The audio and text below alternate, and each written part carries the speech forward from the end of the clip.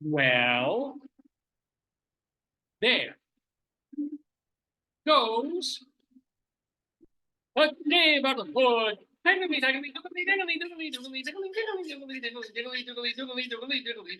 Yes, Potato, of course, joining us on this March, what is it? This is March 16th, the day before St. Patrick's Day. But of course, we have Potato with us, the ultimate symbolization, if you will, of Ireland. I thought it was St. Patrick. Well, that too. A guy driving the snake sack. Did he do it? Was that the snake story? I don't even remember. We told the St. Patrick story for real many years ago on the show just to say who he really was. And I've completely forgotten. All I think of now is drunken people I could ask and AI. potatoes. Yeah, wait, I will hallucinate some story. It's like, I do not have information about that, therefore I cannot process. But yeah, no, I'm happy, fond memories of all things Irish from, why am I wearing these? From my dad loving the Clancy Brothers and playing their albums over and over, which I went to Ireland. Joyce and I went to Dublin and Kilkenny. Oh my God, they Kilkenny. And where else? Did we go to any other city, or it was just those two? I think that it was the Theatre Critics thing, so it was mostly theater in Dublin at that time. We went to the art museum, which was probably Dublin. I think we basically stayed in Dublin, and then it was friends of yours who wanted to take a trip out to another county. So and we chose Kilkenny, and it was lovely. Yeah. Went to a castle in Kilkenny. I remember that. And what you did on the train? Tell them. So you were thirsty, and you bought boysenberry juice, right? But it was concentrated, and you didn't know when you drank it. And then every person in that car was like, "The poor wean, let me give him something." Everybody offered you their water because they all were like, "It's concentrated." I'm sure everybody's made that mistake once in their life. And they all offered you the water bottles. They're like, "He has to drink water, that's concentrate." Yeah, I mean, it was like drinking wine, gulping wine. I know, yeah. Yeah, because it was because it's not really. I was just going to take a while for you to come back to normal. It's not really going to hurt you. It was like 7 pounds. God, but I was like, oh my God, that was a fun moment in Ireland. And then somebody I think Simon wrote a play about it for your 40th birthday. He wrote a play about our train trip. Can you imagine? That was like, was it for 40th or it was 40th? Yeah.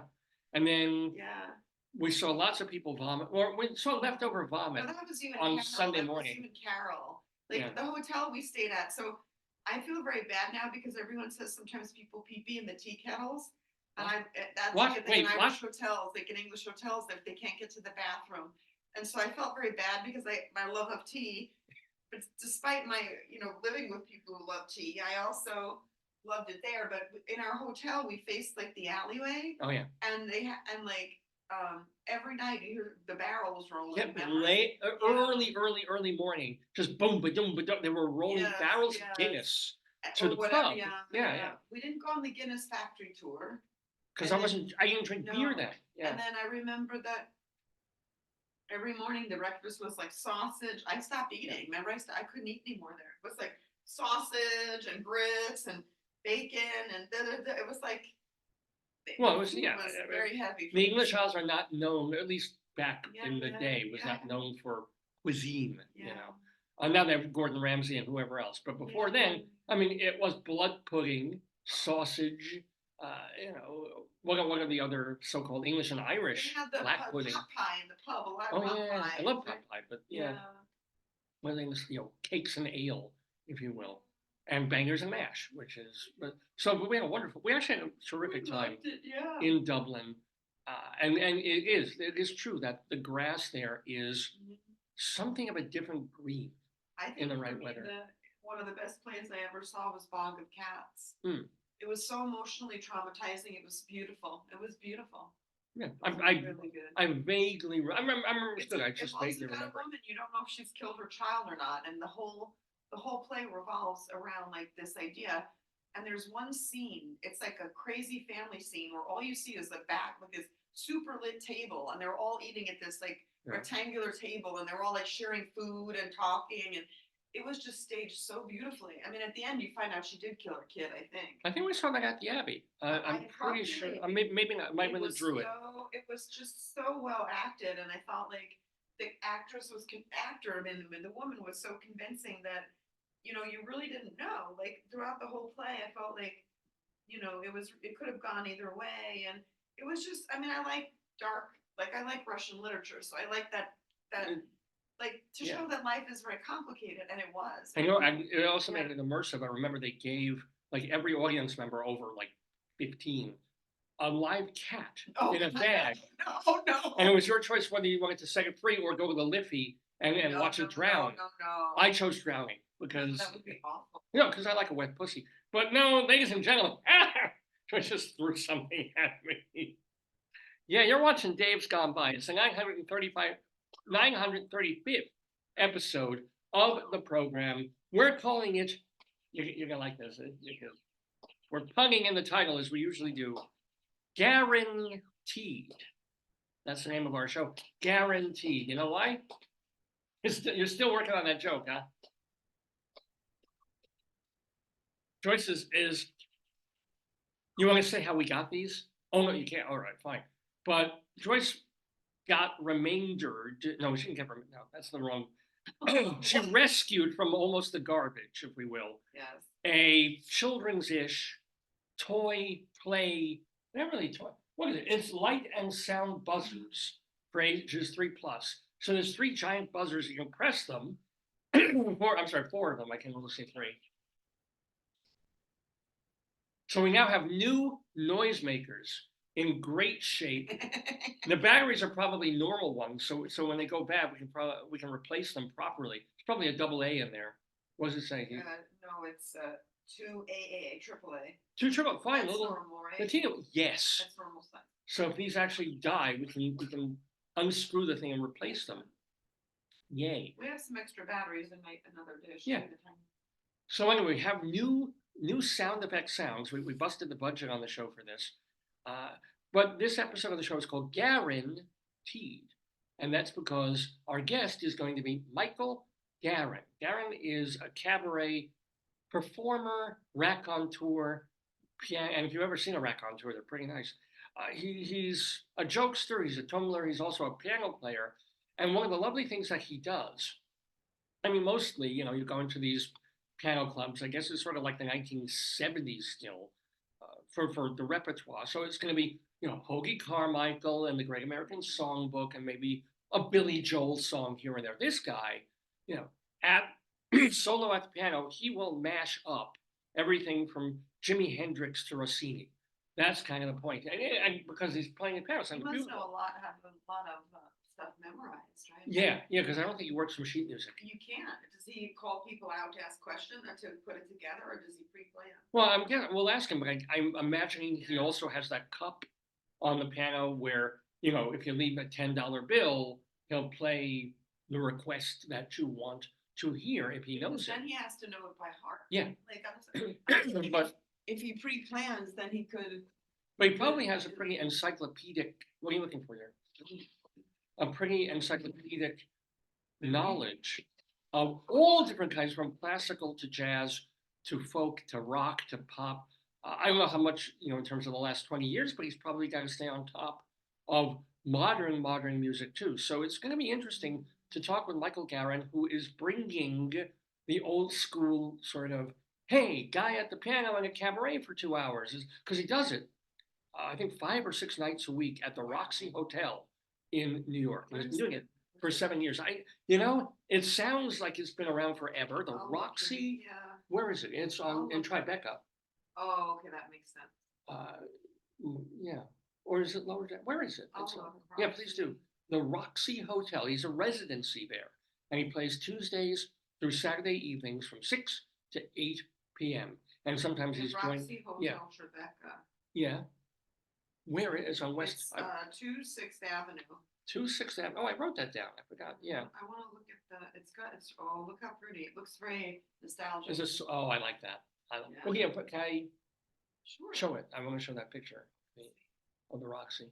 It says in bed with New York since 2000 here. Well, it's only been since 2000. I guess it's old, designed to be like old school. Or maybe, whoa, who the hell's that? No, it's going to go through. Oh, it's going to zip through. Okay. Yeah. She's had some work done. Meet me at the Roxy. What's playing at the Roxy? I'll tell you what's playing at the Roxy. It's Michael Garin. Yeah. So he's going to be in the Daverhood talking about music, of course, talking about life in cabaret and being married to a cabaret singer, Marty Millett, and lots of other things with, pardon me, the one, the only, the Jewish Rabbi Sol Solomon. Old school cinema and foreign film. Nice. Remember the film, was it Film Forum? I don't know if that's still in the Village. I used to love Film Forum. I hope so, yeah. See, it says here, oysters and cocktails at Roxy Bar, Roxy Radio. Roxy Radio? Yeah. I should be on there. What is Roxy Radio? I have no idea. I'm gonna click on it. Yeah, please. I wonder if they have their own sort of stream. I think they do. Entertainingly Yours. Ooh. I don't know how that says learn more. I'm not sure. It says meet at the Roxy Green Room, the Django. Look at this. Look at the rooms like the Django. Nice. And then this is Roxy Cinema. Whoa! In the hotel. Yes, penthouse. That's the lounge. That's probably where he plays. Ask him if he plays at Paul's Cocktail Lounge. It's Roxy Bar. Or maybe he plays there. And workrooms too. I can't. Seems nice. Yeah, I can't understand that. Yeah, ask him. Yeah, well, yeah. Well, I won't. Rabbi Sol Solomon of blessed memory will be talking with Michael Garin in the Daverhood in a while. He'll be on later in the show. What does he play? Piano. They say Sweeney Todd on Broadway, Shucked. Wait, what? Shucked closed. I don't know why they're having. Joyce is skimming through the Roxy's. Internal stuff. They just have external. Well, they figure, hey, we're in New York. People are visiting. Hey, what do you do when you're in New York? That's not the right stuff. Ask him. These are beautiful. It's a beautiful place.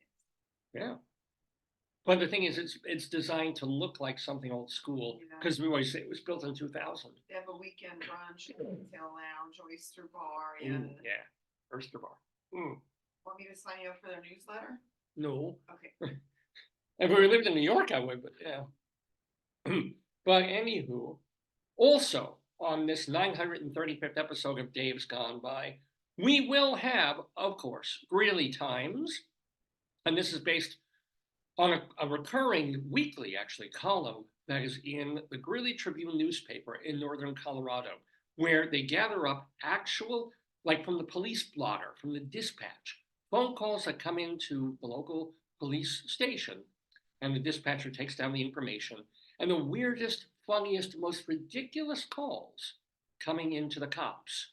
They're noted down, they're stripped of their identifiers, and then the cool folks at the Greeley Tribune, very specifically, the person who is doing it now is Chris Bolin, goes through them, finds the weirdest ones, and once a week in the paper does a column of them. I enjoy it. I share them with you, the funniest ones with you, and we go through what we call Greeley Times. So, of course, we will have, pardon me, Greeley Times on this episode of the show. We will do Bunion Watch, where we will check the conditions of both of my bunions. I have a bunion on my left foot. It's like 197 or 219 a night. That's for my bunions. Wow. No, TripAdvisor 165. That's really oh, good. Yeah, all things considered, for a nice fancy hotel-ish, that's pretty decent. But we will check the conditions of my bunions on the show. So we try and do that almost every week. What else are we going to do? We're going to do Dave's Big Dick. Sherry. Yes, ladies and gentlemen, this is a do you want it? an item. Yes. So here's how Joyce plays a part in this. Take a guess what kind of word it's But we're going to do it differently this week. She's not going to be flipping through the dictionary. I thought I saw it. So, because that's what we usually give her a dictionary to randomly thumb through, and then her finger will land on a word, and then I've got to talk extemporaneously about that word later in the show. But this time, Joyce figures, hey, Webster's, Merriam-Webster's, their Facebook, is it Twitter feed? It's one of their social media. One of their feeds has a word of the day. So Joyce thought, hey, instead of the random thing, let's do something equally random. Whatever Webster's word of the day is, you, Dave, do that today. So today's word of the day. Water? No, I got water. I'm good. Ooh, pretty good. Let me look at this. It's both places. You could read it both. So the word of the day, and I'm not making this up. It is for. No. Whoa. That's got my email. Oh, all right. Hold on. Hold on, David. Let's not do that, please.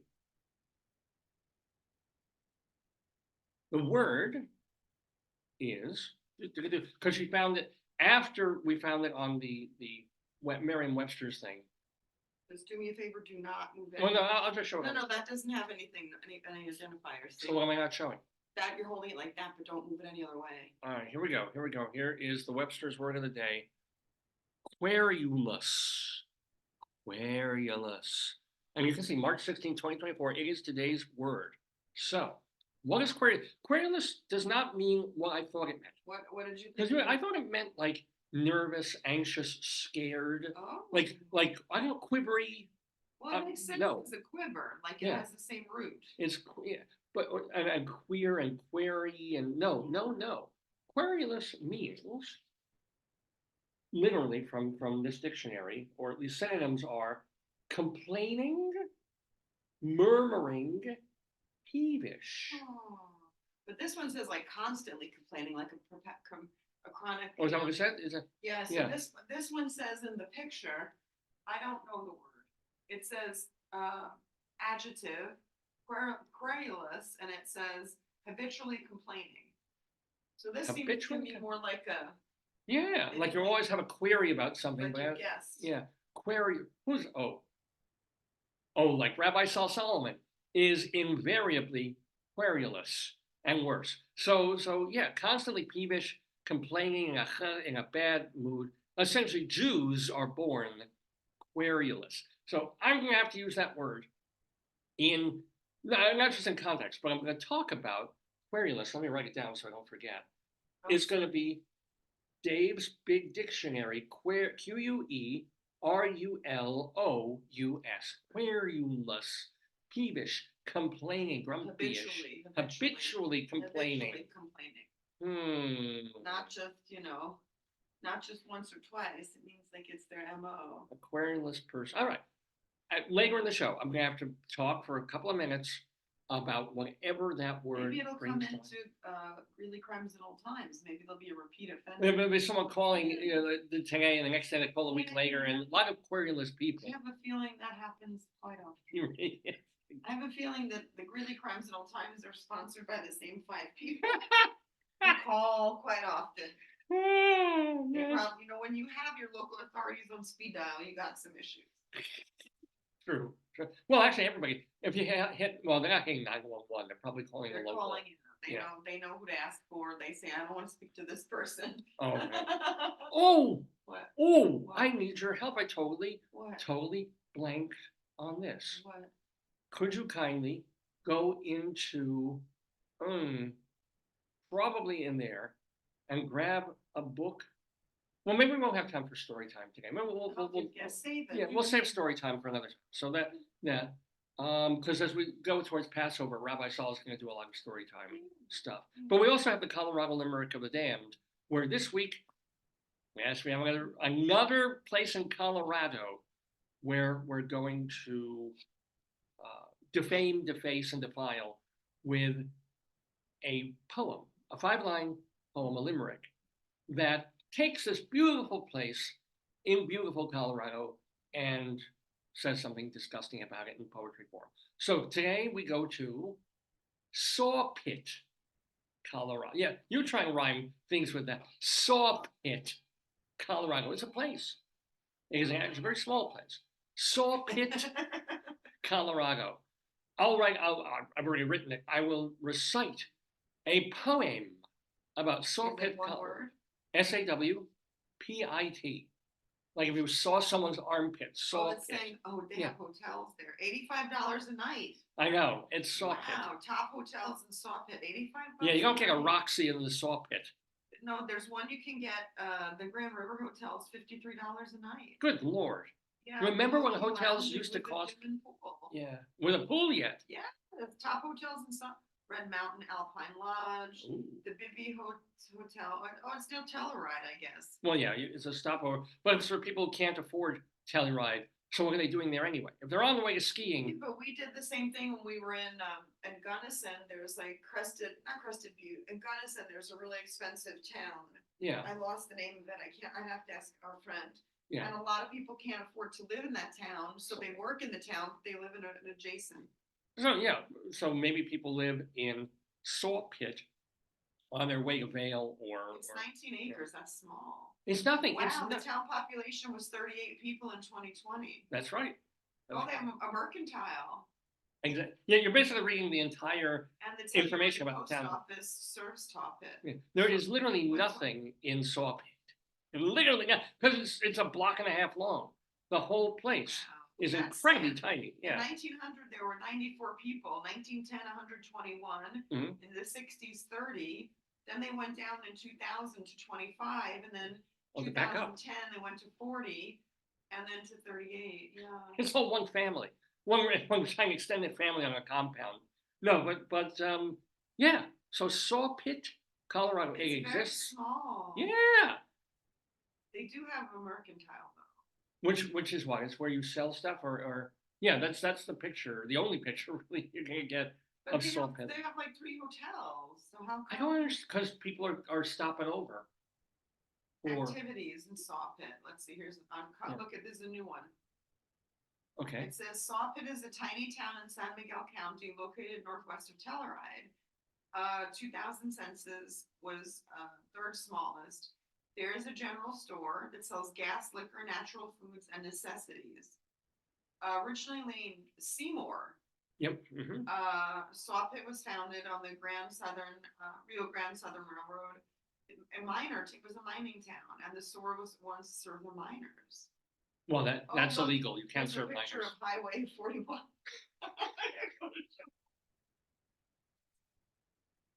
You can show them the picture. It's got so much crap. Okay, it's getting a lot of pop-ups. Just be careful. Well, show them the mercantile and then the store. That's the road. It's actually look. The road. Show them the picture of the highway. That's a highway. And you can go. There's more. Oh, if there's, well, it's freaking beautiful. Okay. You know, it just is. But it's also a tiny, shabby little nothing town. You know. It's just small. Yeah. But it's kind of like when I was on my way for my 30th. Oh, they're near the Ore Hot Springs. I would go there. Oh, there you go. Yeah. But when I was on my way to the Grand Canyon, when I turned 30 years old, you know, I went by myself and I took like a bus trip up there because I was staying with a friend in Tucson and making my way to Flagstaff, which was pretty close to the canyon. So I stayed in some like cruddy motor inn, some hotel, and it was something like $40, $50 a night. Granted, this is now 30 years ago, but I didn't have to spend whatever for a spa thing. It was a clean, safe place with a little television and a bed and a desk, and boom, I stayed one night. And so I get the idea of people coming to Sawpit and then off they go to Telluride or other skiing extravaganzas in Colorado. If that's what they want to do, like it's perfect, because a lot of times like hikers and like the cabin we stayed at, you're not going to spend the day in the cabin. You're going to go out and hike in Pinbury Park when we were up there. Like we didn't spend the day in the cabin. No. We slept in the cabin and then we ate in the mess hall and we went all day. We went around, right? True. Although those cabins are part of sort of the experience. I mean, it's not like a crappy place to stay. It's like you're staying in the cabin in the woods sort of thing.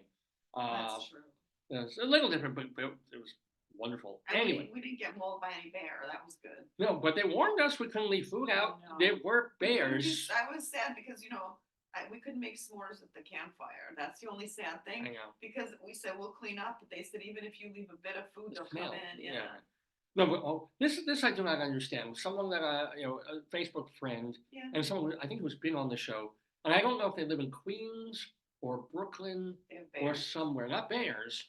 They found a scorpion. How the hell is that possible? Maybe somebody let it go. Was it on the news? No, it was on the Facebook feed or something. They were saying, "Hey, I found this was crawling about. How do I get rid of it? What do I do?" But this wasn't in Arizona or in places where Mexico, where you imagine scorpions to be crawling around, by your toilet or somewhere or outside in the underbrush. I don't think you get a lot of underbrush. It says here, in Brooklyn. Yeah. Are scorpions native to New York? Scorpions are not native to the state. Yeah. They prefer warmer climates. It's just too cold for them here. So they said that people are asking, are there? It says we're lucky enough to avoid them. Yeah. Yeah, I mean, we have friends, Oh, what, yeah, yeah. They're pseudo scorpions. It says, what is this scorpion looking bug in New York? Pseudo scorpion. Oh, wait, let me see that. That may Yeah. have been, is there He anything? probably had but they can't live here because the climate's too cold in New York. It's a pseudo. What the I hell? can't say it. Pseudo. Oh, no, that's not what he showed a scorpion. Oh, This is a really? bug. This is a bug. No, the guy had a scorpion. So maybe somebody had it and because it had to be a pet. Because they're saying they can't live in the environment, so. Yeah, nah, I mean, I remember growing up, I always wanted a pet scorpion. It says what you should do is contact pest management. Yeah, oh yeah. Oh yeah. Not something I want to be dealing with. A bag of roaches would be. Scorpion is this, found this in my apartment And where do they live? Yeah. in New York. Oh, well, then it's a bug. That thing you showed me was a bug. They're saying that thing. Wait, let me see that. They're saying this is Reddit, and they said they found it in their, they put it in their sorbet container. That's okay. This. I don't know, David. I'm not a bug person. That to me looks like a scorpion. It does, yeah. It might be a bug of some sort, but that, come on, you can. Maybe somebody, what do you call it, bred them or something, had them for Yeah, something. or that's some weird scorpion-looking bug. What the hell is that? I don't know. It's a pseudo scorpion bug. They're talking about it. Yeah. In Reddit, and there are a lot of places called Scorpion Bar. Well, all right, because They're it's calling it a pseudo scorpion. right, because it obviously looks like.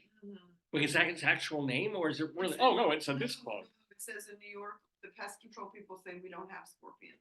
Well, that's good to know. We don't have. Well, and we're not in New York. Well, it's good you can go near it, step on it barefoot. It's not going to sting you. I wouldn't. Well, that either. I'm just saying, it's like if it's just a bug that looks like that's rather different from this terrible thing that could sting you and do bad things to your blood or whatever scorpions do. I'll stick with Sagittarians. Do they I know the snakes paralyze you. I mean the anti-venom and venom. Yeah. I don't know what scorpions have. They probably have venom, some kind of venom. But anyway, let's talk about really, since it's appropriate for St. Patrick's Day. Let's talk about the most incredible, appropriate thing that happened this week. To you, it didn't happen to me. I don't know why these things happen to her. It didn't happen to me. Joyce, she works at school. She works hard. She goes to meetings. She does stuff. So sometimes she needs a break, like go get some tea.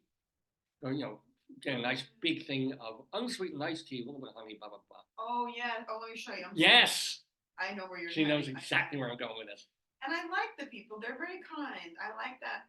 It's the Starbucks in the library, and they're very nice people. Like, they make my tea nice. They're always polite. They always have, they had sales on they're trying to offload all the Green St. Patrick's Day, big containers for stuff. There's two, honey. So the folks at this Starbucks are really, really nice, but this is not about them. Really, maybe it's. But what drew me was the sign was for tea. And I'm obsessed. Yeah, but it's matcha tea. Matcha's we had it in Argentina. I'm not, but also green tea is not my preferred. Yeah. So I was looking at the sign to read it because I wanted some caffeine. Plus, I didn't feel well, so I was reading slow. And I thought somebody put a rock on top of the sign. It looked like a rock. Somebody put a rock on top of the sign in this Starbucks that was selling special for this time of year matcha it's tea. It's one of those placards, you pull up, right? Yes, one of these horrible, or the chai teas that are disgusting. But let's. You like the acai berry, the pink one or whatever. You like that? Well, that wasn't even a tea. That was sort of a fuzzy summer drink. I think it was the tea with that acai berry. Yeah. It looked, Oh no, it's delish. That's different, but that's not chai and that's not matcha. So Starbucks, probably realizing that matcha is gross, has this sign. Advertising. The girl in front of me got it mixed with something. I said, "Is that my tea? It has ice." She said, "No, that's fine. I'm mixing it with something." I said, "What? Does it taste good?" She said, "It's sweet, but I like it." Yeah. So Joyce sees the sign advertising matcha tea in Starbucks. So this big hold-up sign. I'm not feeling well, so I had to go close to read it. And she gets closer and she sees this rock. Yeah, I was like, what? I thought it was to hold the sign down. Oh. To keep the sign up. I don't know. But to quote Fred Schneider yes. of the B-52s, It wasn't a rock, and it wasn't a scorpion. Ladies and gentlemen, I don't know if you can see this.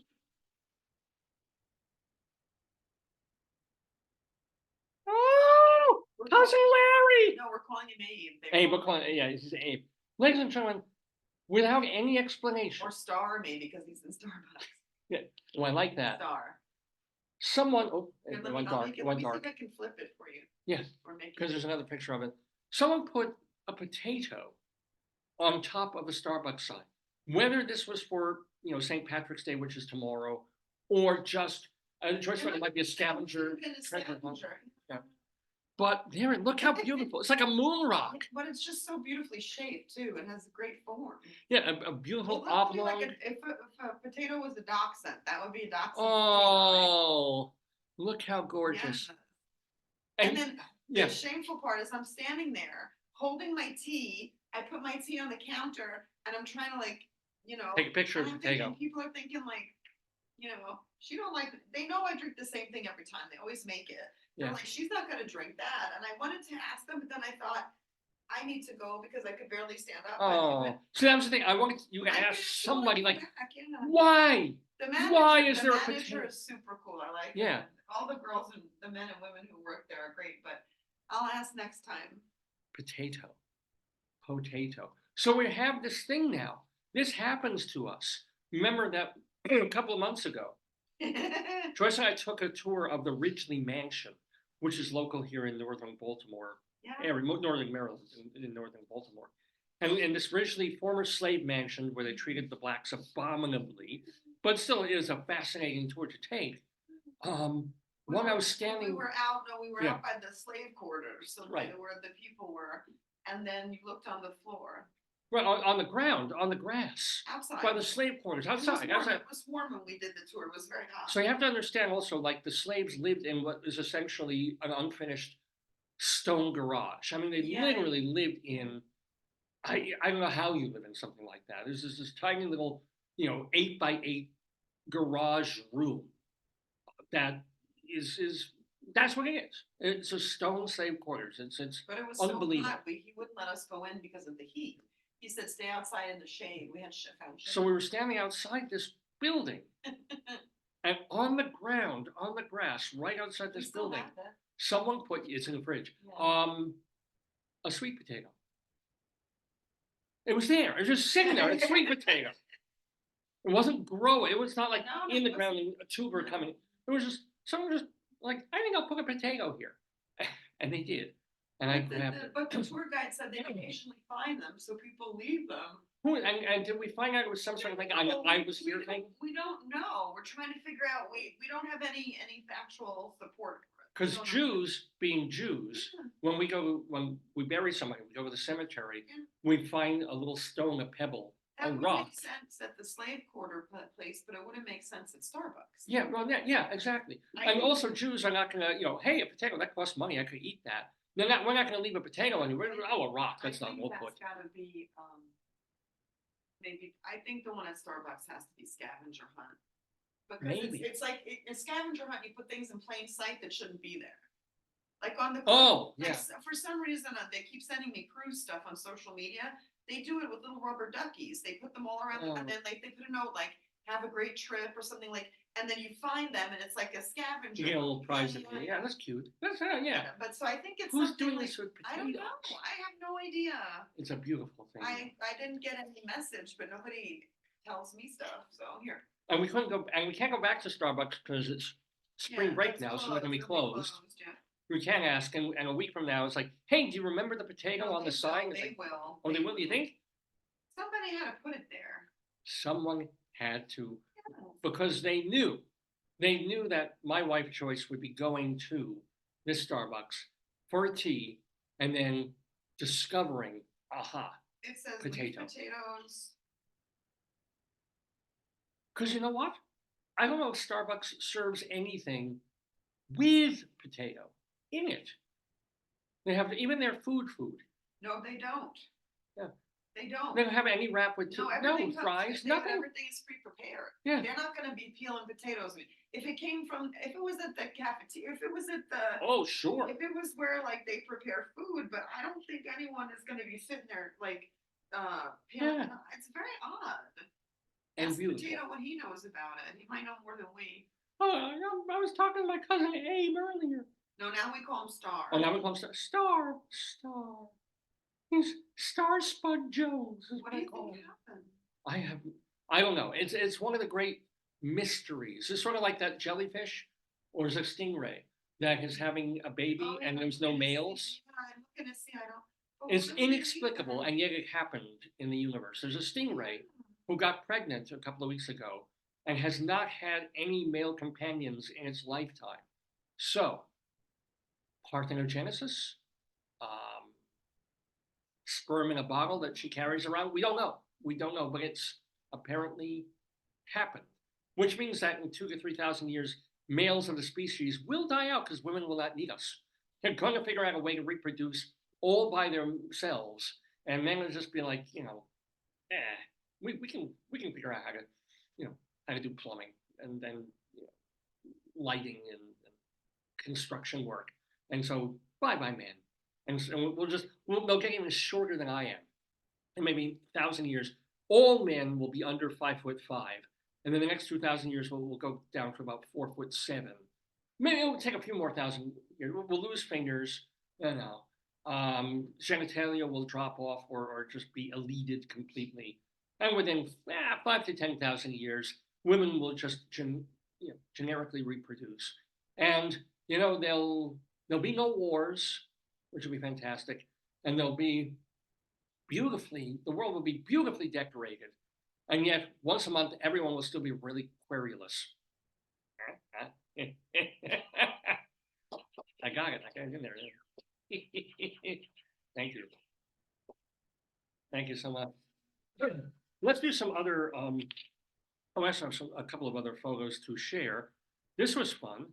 Speaking of, you can't really see anything, which is good. Oh, you want my phone or your phone? I'll do my phone because I got a couple of things on it here. Good. Tell me. So earlier this week, I was heading to class, and as I'm driving into the parking lot in the university, I'm like, oh no, what the hell now?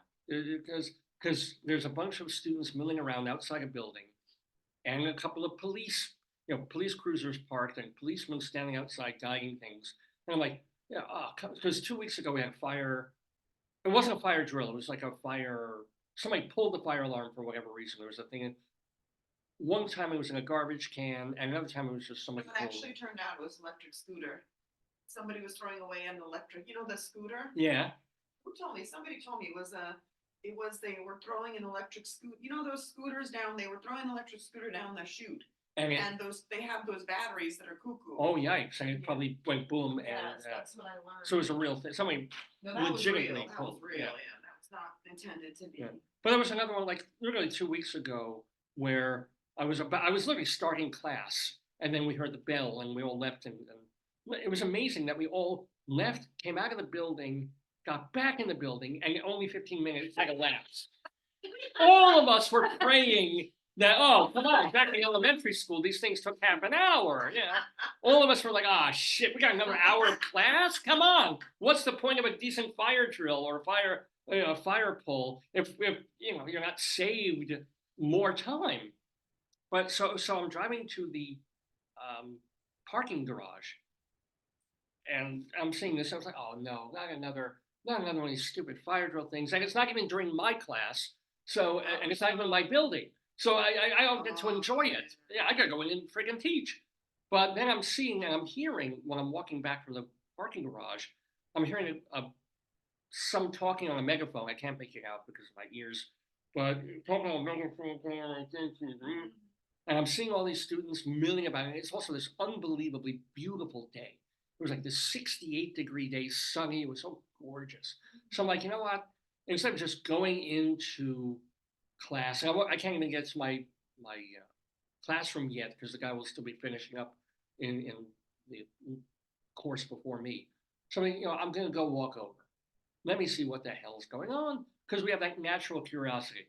you know, it's like years ago when there was a fire 2 blocks away from where we were living on Long Island.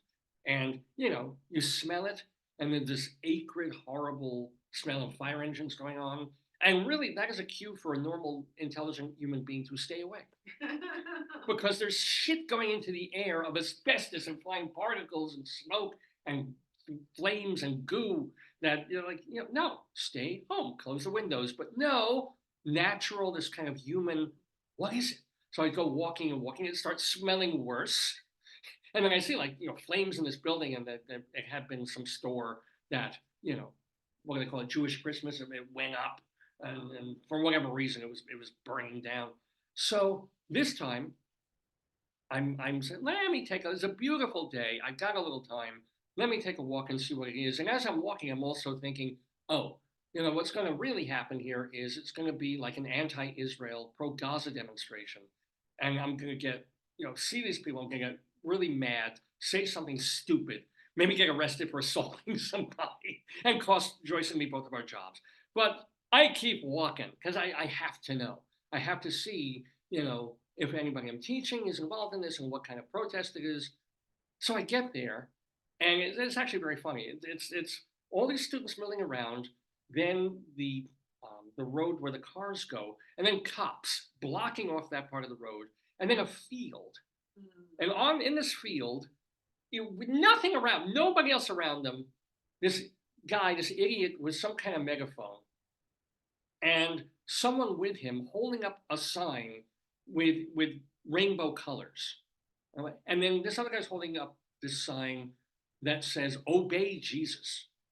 So I was like, oh, it's not even, it's some religious asshole who is saying to gay people, don't be gay, obey the Bible. You know, there's a whole, it's a, what do they call it? When they stone the gay people, and, you know, man should not lie with another man. It's all that horseshit of homophobic kind of, Jesus does not want you to be gay, and come back to Jesus. And I remember I could barely hear what he was saying, but he was like, I will give anyone $500 if you, and I couldn't hear what he said because for $500, for $500, at least for a week, I will stop sucking dick. I will stop doing it, you know, or at least in public. But so this is what it looked like. This is oh, it does turn. So let me see if I can turn it this way. Here's people watching. You know, everybody, a couple of people were calling out, but we were all treating it as a complete joke because, like, literally two people, and I'll zoom in on them, being protected by a cadre of police officers.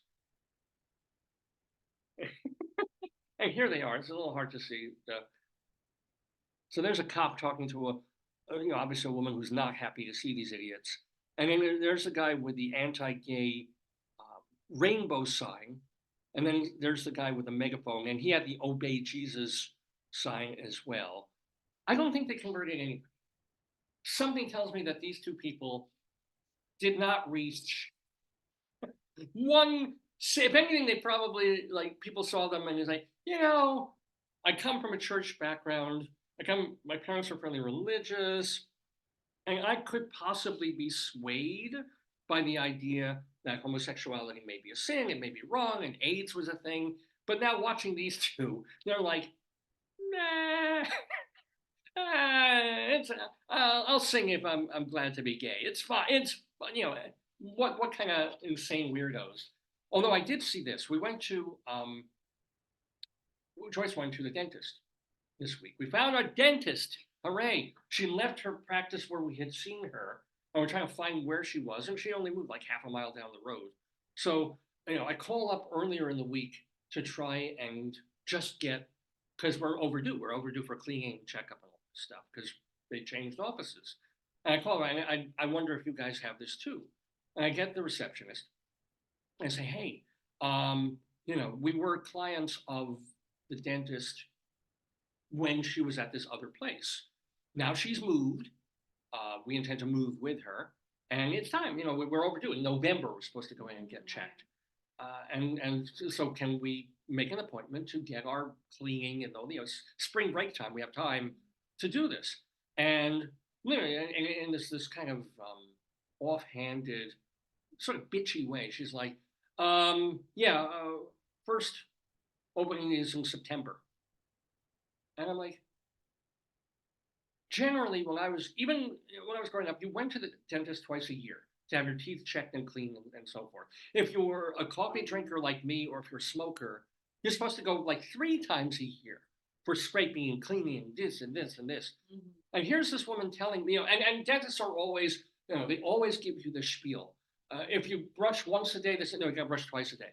If you use dental floss, they're like, yes, but you also need to use the water pick and the cup. No, whatever you do is not good enough, because they see all the yuck and the crap and the tartar in there. They're like, you should do this and do this and do more, and make sure you come for your cleanings. And now I've got a woman on the phone from a dentist's office telling me that, yeah, you're 2 months overdue for your cleaning, and we can't give you another cleaning for another half a year, which is when I would already be setting up a further appointment after the one that I need right now. So, and she wasn't nice, that's what also got to me. She wasn't sweet about it. She wasn't saying, I'm so sorry, we're just overloaded, and she's got new clients and the old clients, and she's taking over this other practice. It was just sort of like, so I'm like, you know what, I'll find another dentist. And then a couple of days later, Joyce's tooth, the bonding on her tooth chipped. I don't know from what it just does. These things, you use those teeth. And now it becomes, because the one thing, I will say this, I forgot to input this bit of information, was that she did ask, is this an emergency? Which would have changed the complexion of it. For an emergency, I'm sure they would have been like, oh, sure, whatever, we'll fit you in this week. Well, I get that. Niceness or not, there's a difference. I get that. And I would have gotten if she said, this month is really crazy, but we can slot you in early April. I get fine. But don't just offhandedly tell me, yeah, well, you're screwed until September. Like, get off my cloud. So, but Joyce chips a tooth, which on a certain level, because it's a front tooth, is kind of an emergency. It's a little jagged. You couldn't really see it, but if you looked at her and she smiled, you could see it. But also, I think it's like a cavalcade. It could make more things happen. Yeah, it opens up the gateway for rot and decay and stuff. So now it is technically, on a certain level, a minor emergency. So I'm like, you know what? Instead of finding a new place, and this is the woman who did the bonding in the first place. Let's just tell. So she calls back. First of all, it may be the same receptionist, might have been someone different. Sweet as pie. People hate me. People sense rage and hostility and querulousness in me. Waiters and apparently receptionists too. I try and be nice, but the second I get even the hint of combat, I go into full-on sortie mode. It's like I go from defense into full-on offense.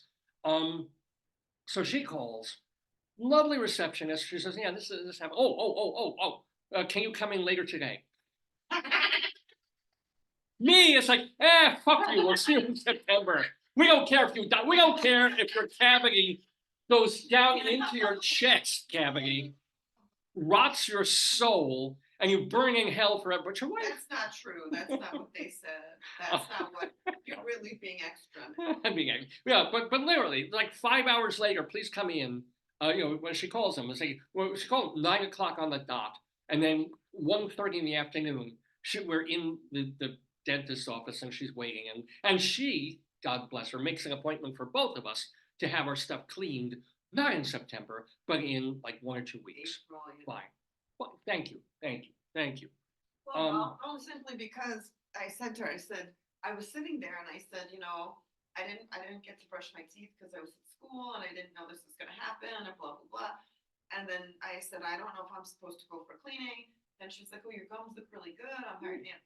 Whatever she was looking at. And then she's like, yeah, you really need to go for cleaning because it's on this whatever. And I said, can I take you too? My husband, and then you take the band U2. They're pretty good. Bono has very good teeth. I asked for you, David, and then I had to get you on there too. I said it's helpful if we go together so we could track, just because I need to do something. But I said it's helpful if we can, for most appointments, if we can do stuff together, it's easier to track when we need to go. Yeah, absolutely. Make the same appointment. I'll wait in the waiting room. She does her thing. We Sometimes when we were in Colorado and we went to the dentist there, sometimes we would be in different rooms in different chairs being worked on by two hygienists. It worked out great. So upshot is Joyce has a beautiful smile again because it took literally like 15 minutes or maybe half an hour to correct the bonding, fix the thing, do it. We've had appointments and it all worked out well. But the other thing I did take a picture of is not the dentist's office or the dentist, but I went for a walk because it was another incredibly gorgeous day. I forget, it was like Monday of this past week. Beautiful day in Colorado. And also we were like, hey, we didn't want to eat lunch before the dentist's office thing because she wanted to have all in her teeth and she would get a chance to brush and didn't want to make the bonding thing worse. So I said, okay, fine. We'll get bagels after we come out of the dentist, which is great. I mean, there was a there was a bagel place that I thought was 1 block away because the number was really close to the number of the building that we were going into for the dentist. So I go and say, I'm not going to try. I'm just going to take a walk. I'm going to see him order something. I'll bring it back and we'll have it when you're done. But I go walking, and of course I go in the wrong direction because I go by the numbers and until I finally saw, the numbers are going down rather than up in the place that I thought the bagel place would be. It's not. So I'm like, hell. So I start walking in the other direction. And I walk and I walk and I walk and I realize that, oh my God, this place, the bagel place is like 3/4 of a mile away. So now I've got to go start the hell with something, walk back, and then we'll just drive and get the bagels later. But on my walking and my travels and my traversing of the, like by the road where the dentist is and up towards the bagel place, I saw a sign. I saw a happy little sign, and it did not have a potato on it, and it was not for matcha. I saw this. You make it out? You see that shit? Yeah, you see that? Mm-hmm.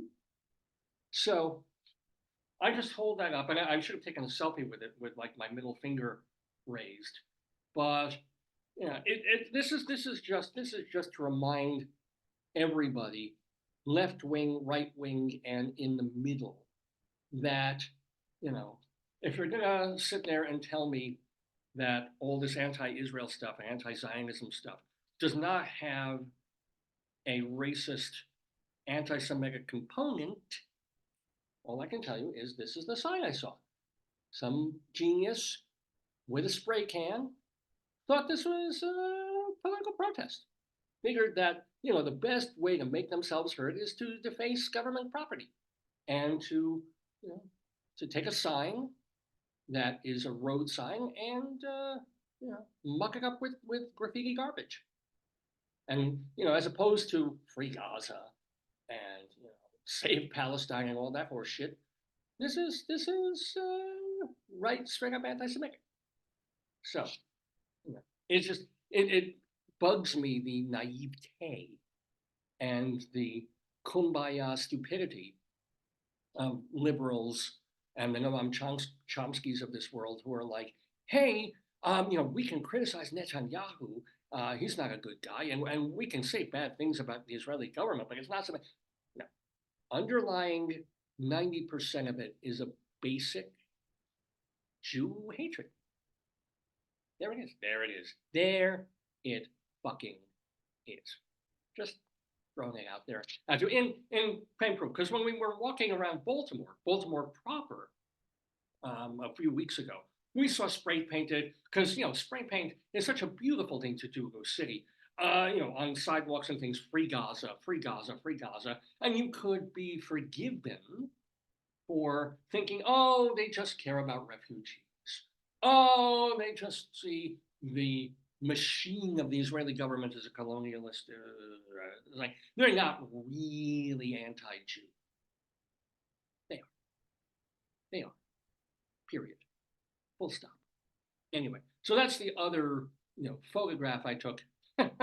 This one, Joyce's beautiful photograph of a potato on a Starbucks sign, and my photograph of shit-ass graffiti, and also a crazy homophobe So yeah, they're all out there, and they'll all come out this weather. I think the spring weather brings out the romantic in us and also the crazy in us. And by the way, you're not crazy. You're watching Dave's Gone By live on this Saturday morning, March 16th, 2024. It is our 935th episode of the show, and we're calling it GARIN-TEED because Michael Garin is going to be the guest on the program. He is a cabaret pianist. He's one of those guys who sits down for 2 hours at a piano in a beautiful cocktail lounge in the Roxy Hotel in Tribeca, New York, over on West, what is it, 2nd Street. Oh, sorry, 6th Avenue. 6th Avenue. I have to ask what the street is, 6th Avenue. And we'll play, whatever comes to his head. He will play, of course, songs from the great American songbook canon, but he'll also mash up everything from like Shaggy to Beethoven to Jimi Hendrix to Rodgers and Hammerstein. It's just like whatever it is, he'll just throw things together and link them and mash them, and people have a fabulous time just having a cabaret evening out. We've had some wonderful, cabaret type performers, tons of them on the show, including some lounge pianists as well. I'm thinking, well, Steve Ross is more of a cabaret, but Ricky Ritzel has been doing this. The late, I'm forgetting the guy's name, but he was in Whoop-De-Doo.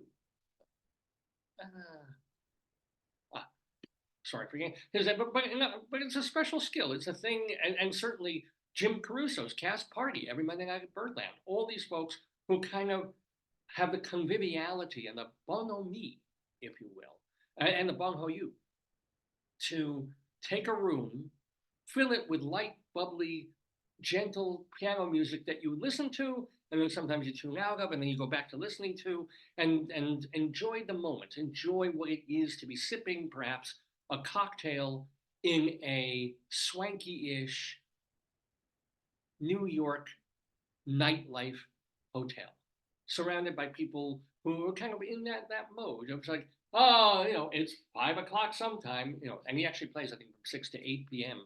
Tuesday through Saturday evenings at the Roxy Hotel. So that's where you can see Michael Garin, but you'll see him and hear him here in the Daverhood in just about half an hour, talking to the one, the only, the Jewish Rabbi Sol Solomon. Also on the show, we have Greeley Times coming up. We have our friends of the Daverhood. We've got our Bunyon Watch, as well as Gabe's Big Dictionary, where the word of the day, because the word of the day from Webster's Dictionary is querulous. And I will be talking about querulosity, querulousness, querulonism-ish. I'll be talking about that word, whatever it brings to my mind, a bit later in the program. And we have our Colorado Limerick of the Damned, where we're going to Sawpit, Colorado, a very small town in Colorado called Sawpit. I've written a poem about it. By the way, if you want to know more about the show, and if you want to hear and see archived episodes of Dave's Gone By, just go to our website, davesgoneby.com, DAVESGONEBY, davesgoneby.com. We have literally, it's not figuratively, it is literally every show that we've been able to save from the very first one from October of 2021. No, what am I saying? From October of 2002. Excuse me, it's 21 years old now. 2002, our first audio episode, all the way, all these many, many years later, to the one we did last week, and the week before that, and the week before that, and the week before that. They're all there for free. You can stream them on your computer. You can download them to your podcast or your whatever listening device you use or viewing device. It's all there. So davesgoneby.com. Plus, we post our archives at archive.org. We have a channel there. Look for it. We also post our audio archives only at castbox.fm.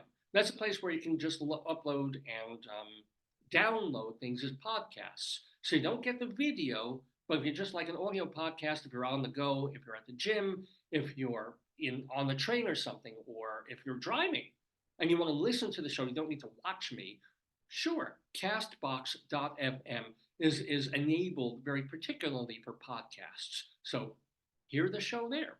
Plus, we have a YouTube channel, Dave's Gone By. Although I swear to you, this week, yesterday, I got an email from YouTube saying, I swear to you, that they blocked our 20th episode of the show, which means this is a show that we did in 2003. It has been on YouTube for 20 years because we post our archives there as well. But this suddenly YouTube figured out, or ASCAP or BMI figured out, and I'm being querulous here, that there was a Bob Dylan song that we played part of. There was another song that we played part of.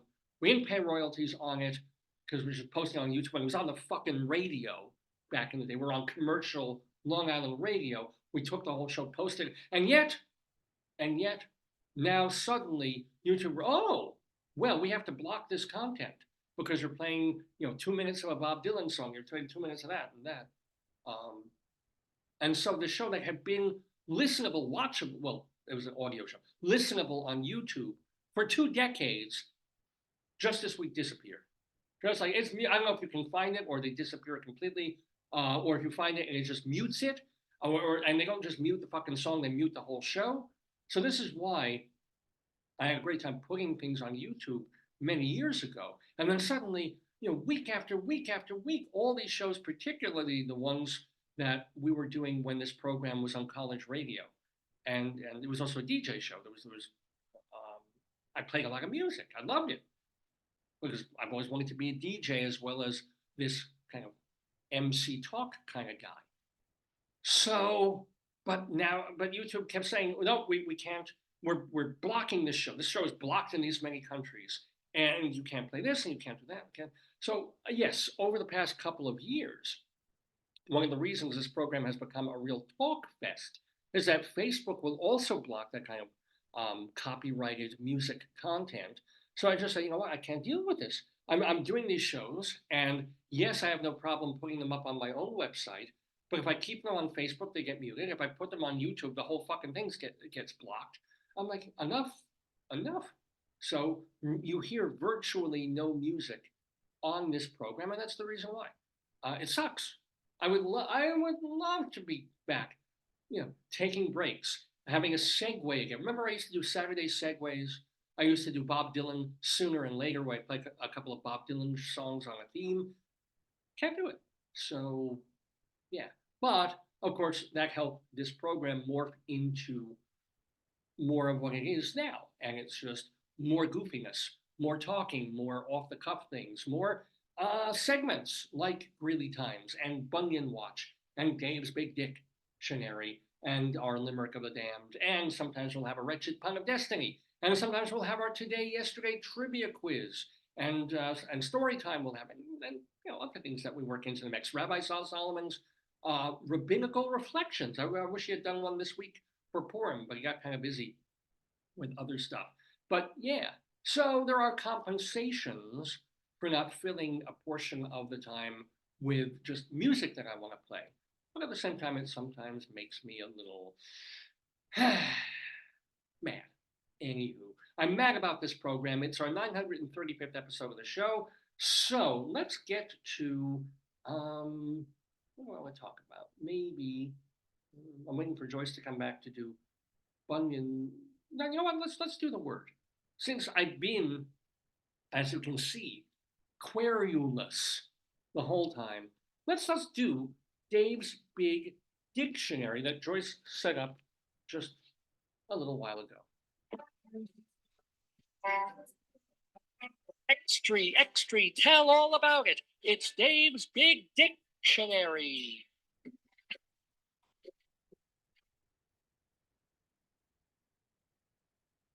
So yeah, as we mentioned, and as you saw, if you were watching, 45 minutes ago or so, Dave's Big Dictionary is this idea that we go through a random Webster's or Oxford dictionary, find the word, and then, Joyce will put her finger on that word, and thank you, Joyce just made me tea. I don't know where to put it. You can take the coffee down and I'll switch. Thank you. Much appreciated. Thank you. We'll find a random word. Lovely. And then my job is to talk about that word, like whatever comes into my head extemporaneously. It could be very directly tied to the word, or it can just get me going on a jag of something else. So the word today was not quite randomly found. We chose to do a word that Merriam-Webster itself put as its word of the day. They're doing this on like Twitter and Facebook. Like, here is a word of the day with its definition. Kind of cool. The word that they picked was querulous. Querulous. And so I'm going to talk about querulous. Now, where? Oh, in the wrong place. Here we go. Querulous. The dictionary definition, or this cruddy dictionary's definition of the word is complaining, murmuring, peevish. So it's sort of like this claxy, constantly complaining, bitchy. What's another word? I need a better dictionary for this, for a better word. But there's sort of nonstop feeling like nothing's good enough. Pessimist. Pessimism on some level, yes. Querulous.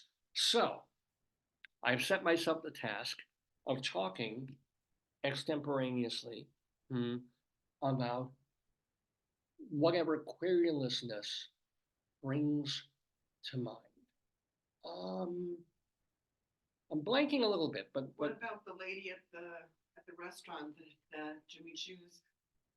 Oh, that was, I don't even, bring that up. You're gonna have to remind me, because I remember she was drunk. She was basically complaining about everybody except her kid. Her kid was good. Everybody else, everything was bad. I can tell that. Unfortunately, I don't remember enough of it. But then use a different example. Yeah, but and this is a good point. That a few weeks ago, when we were in another part of town, and there's a Chinese restaurant, somewhat higher level Chinese place, but it has a bar in it, which you don't see necessarily like with Chinese places. So the front of the restaurant is a bar, and then the rest of it is, higher level, more continental Chinese food. And I think they have Japanese as well. And so it was like middle of the day, lunchtime. We're not talking 5, 6, 10 o'clock at night. We're talking lunchtime. And they have sort of a lunchtime crowd. And at the bar, there were these people. They all knew each other, I guess, from work. There's a disorder called obsessive complaining disorder. I love that. I mean, is that real? I think they just wanted to take OCD and kind of mess with that. But she was in her cups, and she was loud. Even for a bar, she would be loud. She was loud for a friggin' restaurant where people are trying to eat. And I remember there was this guy who was just not part of them, but he chose to eat sushi at the bar. And he's sort of in the middle of this group, and all he wants to do is eat. And she's hollering about something, and she's talking and complaining, as Joyce said, about everything. And her children are wonderful. Her children are in college. They're going to this, and then her complaints get more and more like racist. I mean, she's not using the language, but she's very much, talking Republican talking points of this and that. And I just I'm standing there, and the only reason I'm there is picking up food, thank goodness, to take out, because I don't want to be in a restaurant with someone going off like this. And it wasn't the politics of it. It was just her drunkenness, her tone, her voice, and literally like talking like this in a restaurant. Like, Jesus. So they're saying, yeah, grumpy actors: Ned Sparks. All right. Chuck Norris. Well, Clint Eastwood. All right. Well, he's laconic. He doesn't complain much. He just shoots. Edward Norton. Yeah, all right. Yeah. Walter Matthau. Yeah. Okay. I'm just looking. He was querulous. Yeah, I get that. Walter Matthau. What movie actors and they? Yeah, that's pretty. Walter Matthau. Oh, they said Mike Brady, the guy who played him, was always grumpy because he played the character. Yeah. Yeah. Oh wow. Yeah. The guy. Who was the guy who played Mike? I forget his name. But yeah, querulous. This idea of being very, about kind of everything. And I made fun, I joked earlier that it's kind of all Jews are born essentially querulous because we don't want to, and Rabbi Sol has talked about this a lot. You know, if you take everything as great, or if you appreciate everything that's good, you have this terrible feeling that it's going to be taken away in an instant. You have this feeling of like, oh, and it's a beautiful morning. This is one of the rare times that I've been doing this show in Maryland that we get a gorgeous no rain. Yeah, because invariably, even though the rest of the week might be beautiful, when I get on the show on Saturdays, suddenly it's grim, it's gray, it's rainy. I'm being querulous about that. So this is one of the rare times when I look out the window here in Joyce's office in the house here. Trees are getting buds. Trees are getting buds. The sun is out. It's like 60-something degree weather. It's just like. And after this, you're gonna get. I hope you're okay with the bagel. Yeah, bagels are fine. I mean, it's got bacon on it. As long as it has bacon on it, you know, I'll wrap a dog turd in bacon. But you could get another one, and we could add bacon to it if you want. Like you could get another type, and we could add bacon. Yeah, absolutely. Or I salmon in the fridge. I might just take a bagel and slap the salmon. That's gonna be kind of hard when we eat it outside. So I can bring the salmon with us. You know. No, I don't smell something fishy this way. No, I just got well. I don't want it. I'll be ill. But don't give that to me. Yeah. So speaking of querulosity, nociousness. I want to make sure the guest is okay. Oh yeah, no, the guest is until 10:30. I know, but I just got it. Yeah. Sometimes they text you. Oh yeah, please do. Please check. But yeah, so this idea of if I note how beautiful the world is today outside our window here. There's like, I know that tomorrow is going to be like a sleet storm and 20 degrees out because the Jewish-ometer in me has a direct line to God, and God is like, everything changes and I can flip things on a dime. So I'm wondering if that's where this Jewish idea of, as long as you complain about things, even if they're not that bad, even if it's just minor little things, you're not feeling too much pride and you're not going to get knocked down, right? Yeah, because if you appreciate this is wonderful and this is great, and then the next day, as opposed to Mary Spencer Yeah. said, "Hi Dave, wishing you and your lovely wife Joyce a happy St. Patty's Day, cyber hugs and blessings." And then she said, "My husband frequently travels to Dublin with his job. He loves going there." Oh, very nice. We were talking about that. Yeah, but for St. Patrick's Day. She probably saw that. She gave you the shamrocks to match. Oh, look at those aren't real rocks though; they're just shamrocks. Oh. But thank you, Mary Spencer Polinsky. It's always great to have you watching and to have your comments and stuff. It won't let me do the. I can't. It won't let me comment on the comments on your comments. It won't reply. No, I can usually do that on the computer. Yeah. Oh, okay, great. Yeah, like that definitely. Do we get any more likes or thumbs up or erect penises or anything? No. I can't. No. Oh, what? Turned on the volume. I'm trying to like it. I liked it. It's from you. I like both of them. I finally figured out how to do it. Okay. But so I think that's where the persona of like Jews of complaining about everything, because if you like the evil eye. Well, yeah, or spinning through your fingers if you say something. Yeah. Oh, not good. Please. You say, the baby, it's an ugly baby, or yes. Yeah, this idea that you don't tempt fate. It was the anti-tempting fate, right? Like you're not tempting fate, so you're not. So by being querulous, by complaining about everything, you're kind of making it's like it's really not so bad, but I don't want to say it's really good because there's a vanity in that, perhaps, or there's just like God will call down, something to change it, because maybe we have the feeling that God isn't noticing if we're bitching about things. But if we're really loving everything, God is like, well, not paying attention to me. They're just too happy in themselves, and they're enjoying life too much and not giving me the credit. So I don't know. Well, I think I do know what makes us as a people, that way. What is the classic joke about the deli and three Jewish women, I don't know. older Jewish women, are having dinner at the deli. And the waiter comes over and says, "Is anything okay?" Which is, classic response to that. That's an example of being querulous. But I wish I had more to talk about that. Who is a complaining kind of to bitch and bitch and I mean, querulousness sometimes makes for the best kind of most interesting writing. Because if we're not querulous, that means we're accepting everything. So like my favorite person to read in the New York Post, and has been for many years, he was a guest on the show, is Phil Mushnick, who is a sports writer, but he doesn't do the usual. He doesn't report on games. He doesn't do that. His basic thing is complaining twice a week, and he's Jewish. And twice a week on in his column, he will complain About what? about sports and about broadcasts of sports on TV and media coverage on TV. And it can get really monotonous, and he keeps. Are we ever going to do Greeley Crimes in Real Time? Oh, yeah, well, it may have to wait now until after the thing. What, they're coming 10:30? 10:30, yeah, it's like 10 minutes or so.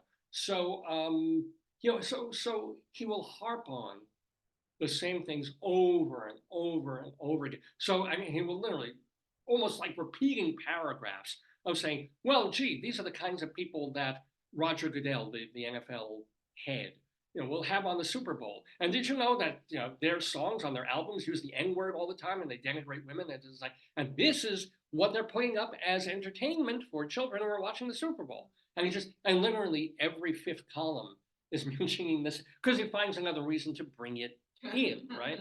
Or some rap star becomes another spokesperson or is pushing sports-related merchandise or gets on the mic at some game.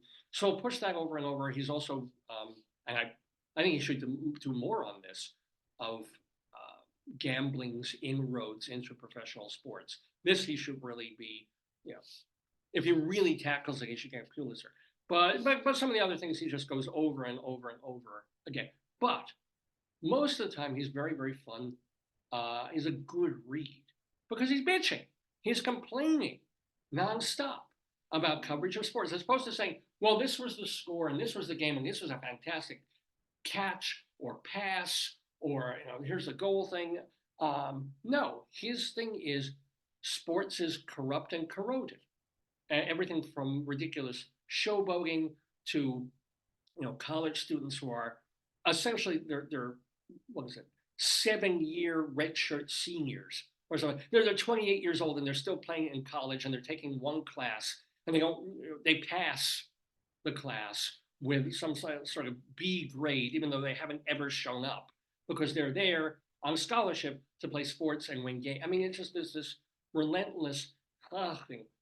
Because if you don't have that, then all the rot and corruption just kind of goes. Unless you've got the person pointing, they just have. Oh, speaking of which, the other thing I want to bring up, like in An Enemy of the People, if you don't point out what's wrong, people will either assume that it's right, or everybody else will keep their mouth shut. It's like, it's not wrong, but it doesn't concern me. Mushnick is the kind of guy who twice a week in the paper will say, wrong. Right, and sometimes he's wrong about what's wrong. But most of the time it's like, oh God, why is everything so stupid? Why is everything so, awful? Why is this and why is it? And he'll pick at it and pick at it and pick at it querulously. So there's an example of where querulousness, I think, can be and is good. This complaining in the sense of, shouting into the wind. It's not like he's had this great ameliorating effect on professional sports. People read him and they agree or disagree with him, but Roger Goodell hasn't done shit.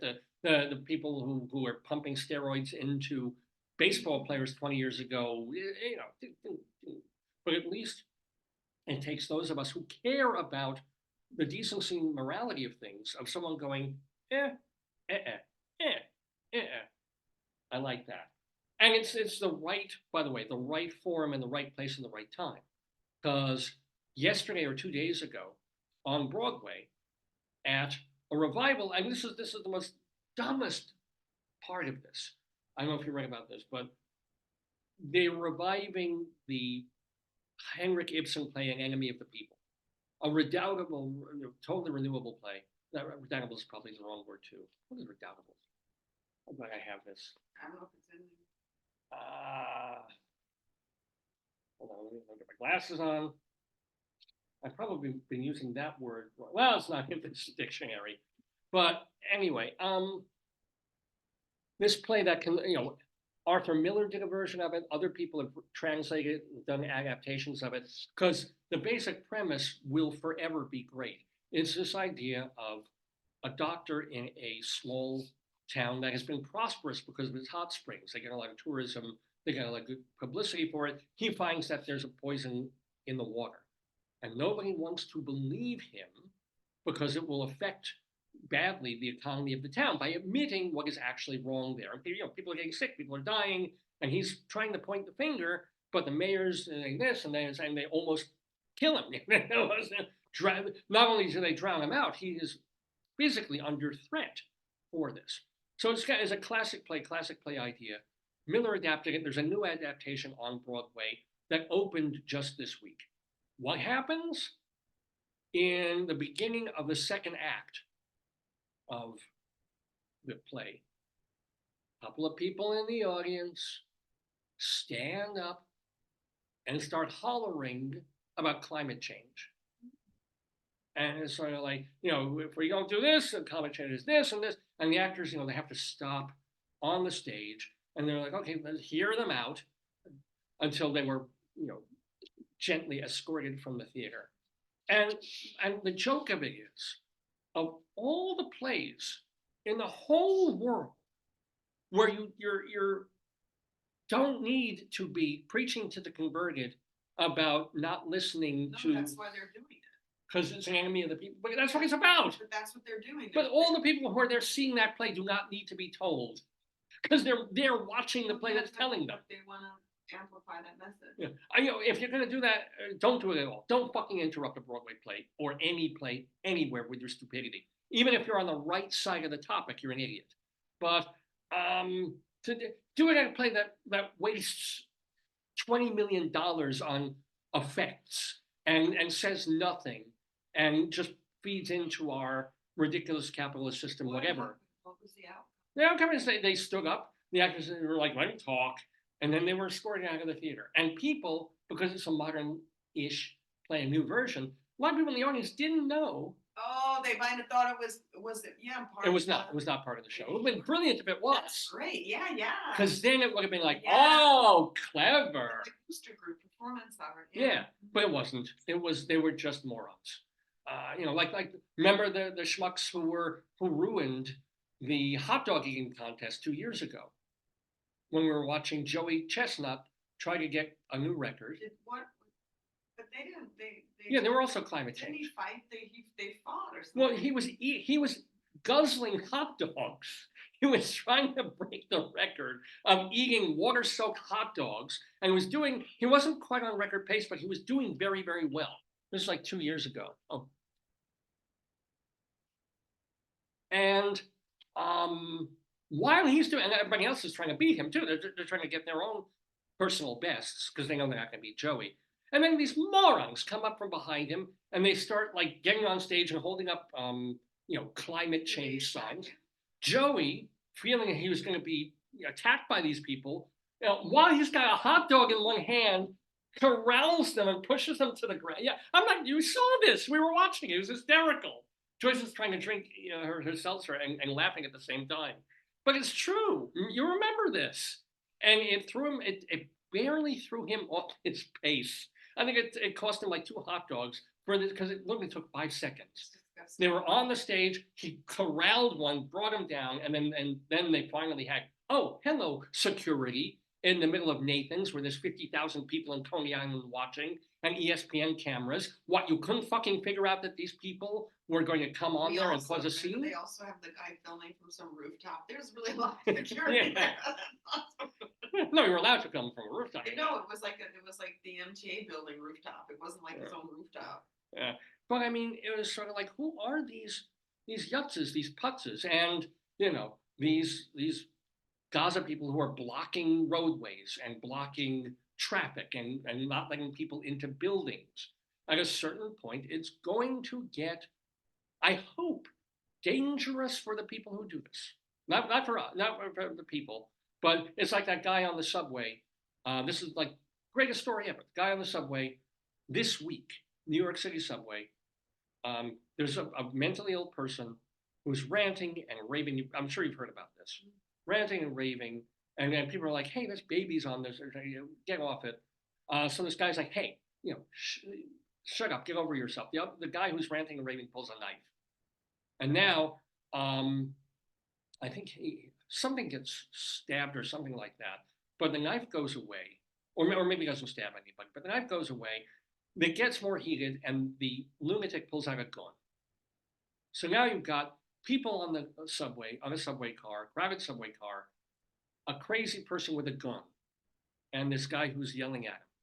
And wonder of wonder, miracle of miracles, the guy who's coming to everybody's rescue figures out a way to get the gun away from the crazy guy, the threatening guy, and shoots him in the head. Amazingly doesn't kill him, or at this moment he's in critical, but amazingly gets the gun, fires a bunch of shots get fired, guy gets shot in the head, and God bless, this is good news. They're not prosecuting the shooter because it was clearly an act of self-defense and possibly saving several lives on that train. But there is a point at which we have to, freedom of speech, absolutely. Write what you want and post it on any blog you want, even if it's ridiculous or everybody hates it. Go ahead, but don't spray paint it on a sidewalk or a building. It says it's an active case. Meaning what? I don't know what that means. I thought they're declining to prosecute the shooter guy. But I'm saying, don't stop a play in the middle of a performance. That woman's feet severed. Is that the right one? No, that's a different one. The 2017. Yeah. So don't stop a play in performance. Don't block people from doing what they have to do. If you want to protest, if you want to shout your stupid anti-Israel things, then get a permit and go do it and let us all shout at you and spit at you, fine. But don't block the rest of us from having our freedoms because you think your personal freedom, your ability to shout shit on a subway train, your great ability to make yourself heard because you can have a spray can and spray things on it and tag things. Oh, aren't you so talented? I'm getting querulous again. But, just you have your opinion. Nobody gives a shit. That's the problem, is that everybody has an opinion and nobody gives a shit what it is. Unless you absolutely agree. And then it's like, oh, yeah, you have a great opinion because it's my opinion. Otherwise, no way. So people feel frustrated, and then therefore they don't feel heard as liberal Democrats. So you feel that you're not being heard. They analyze and psychoanalyze all the psychologies of people. And therefore they lash out. And how do they lash out? With violence, with graffiti, with breaking up the normative culture of people who just want to get on a subway and get to work. People who just want to go to the theater and see an engrossing play that makes them think about their lives. Anyway, you're watching Dave's Gone By live on this Saturday morning, March 16th, 2024. I'm Dave Lefkowitz. That's my darling and wonderful and adorable wife, Joyce. What do you think happened to Kate Middleton? I don't know. I haven't been following it that much. So they said she had surgery and she's gone. I have someone who has a friend in the UK, and they think that she took the kids and left. Like, it's all kind of like, I wonder what happened. And the photograph thing is kind of fun. I just have to, now I have to remind our guest because it's time. So I'm hoping. Check on your phone. Give me your phone.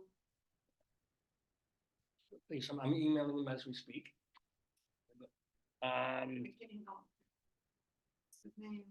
It's Michael. It's time. Please log in. Dave, and let me resend him the code because it should be there. Here's the Zoom link. Give him the login. And yeah, he had it. He should have all of it. But it does take time sometimes to log in. Or also maybe he tried to log in and Zoom decided to update his. Oh, that can happen. So I just sent him. No. Oh, and he's just making it into the Daverhood. So a little bit of cross purposes. So ladies and gentlemen, this is wonderful. Oh, sorry. Joining us in the Daverhood is cabaret pianist, the resident pianist at New York's Roxy Hotel for the last 7 years. And we're gonna have a fabulous time chatting with this man, Michael Garin. I mean, unfortunately, I'm not gonna have that fabulous time. The person who is the one, the only Jewish Rabbi Sol Solomon, founder and spiritual leader of Temple Sons of Bitches in Great Neck, New York. So the rabbi, of course, has his own questions for Michael Garin. We don't have piano music, but we have a little bit of this klezmer. Oh, yeah.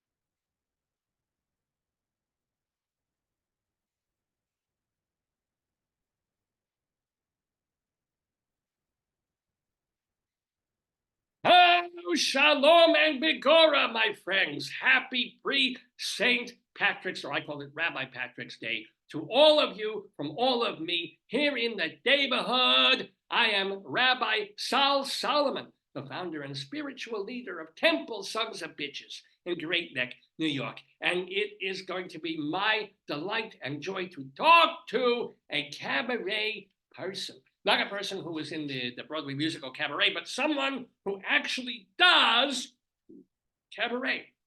In fact, he does it, 5 nights a week at the Roxy Hotel in New York City in what they call Tribeca. And I have tried Becca, and she's pretty hot. But no, I'm kidding, I kid. He plays the piano, and he will do the usual songs, but also some really unusual combination of songs from all different genres of music, if you will. This man, he has played at the Rainbow Room. He's played at Elaine's, not the Seinfeld Elaine, but the actual Elaine's where Woody Allen used to twiddle his flute. And he doesn't just play, as we said, Hoagie Carmichael and Shuby Taylor. He will play Hendrix and Rossini and Frank Zappa, all on the piano there. So he co-created, by the way, and co-starred in the off-Broadway hit musical called Song of Singapore. And his motto is, I'm vamping here because we had him, and now we're kind of hoping that he can come on here. Where are you? Where are you, Michael? I see we have 2 participants. So, don't know, he's probably trying to get on. Shalom, Michael. Put on your thing. I don't know where you are.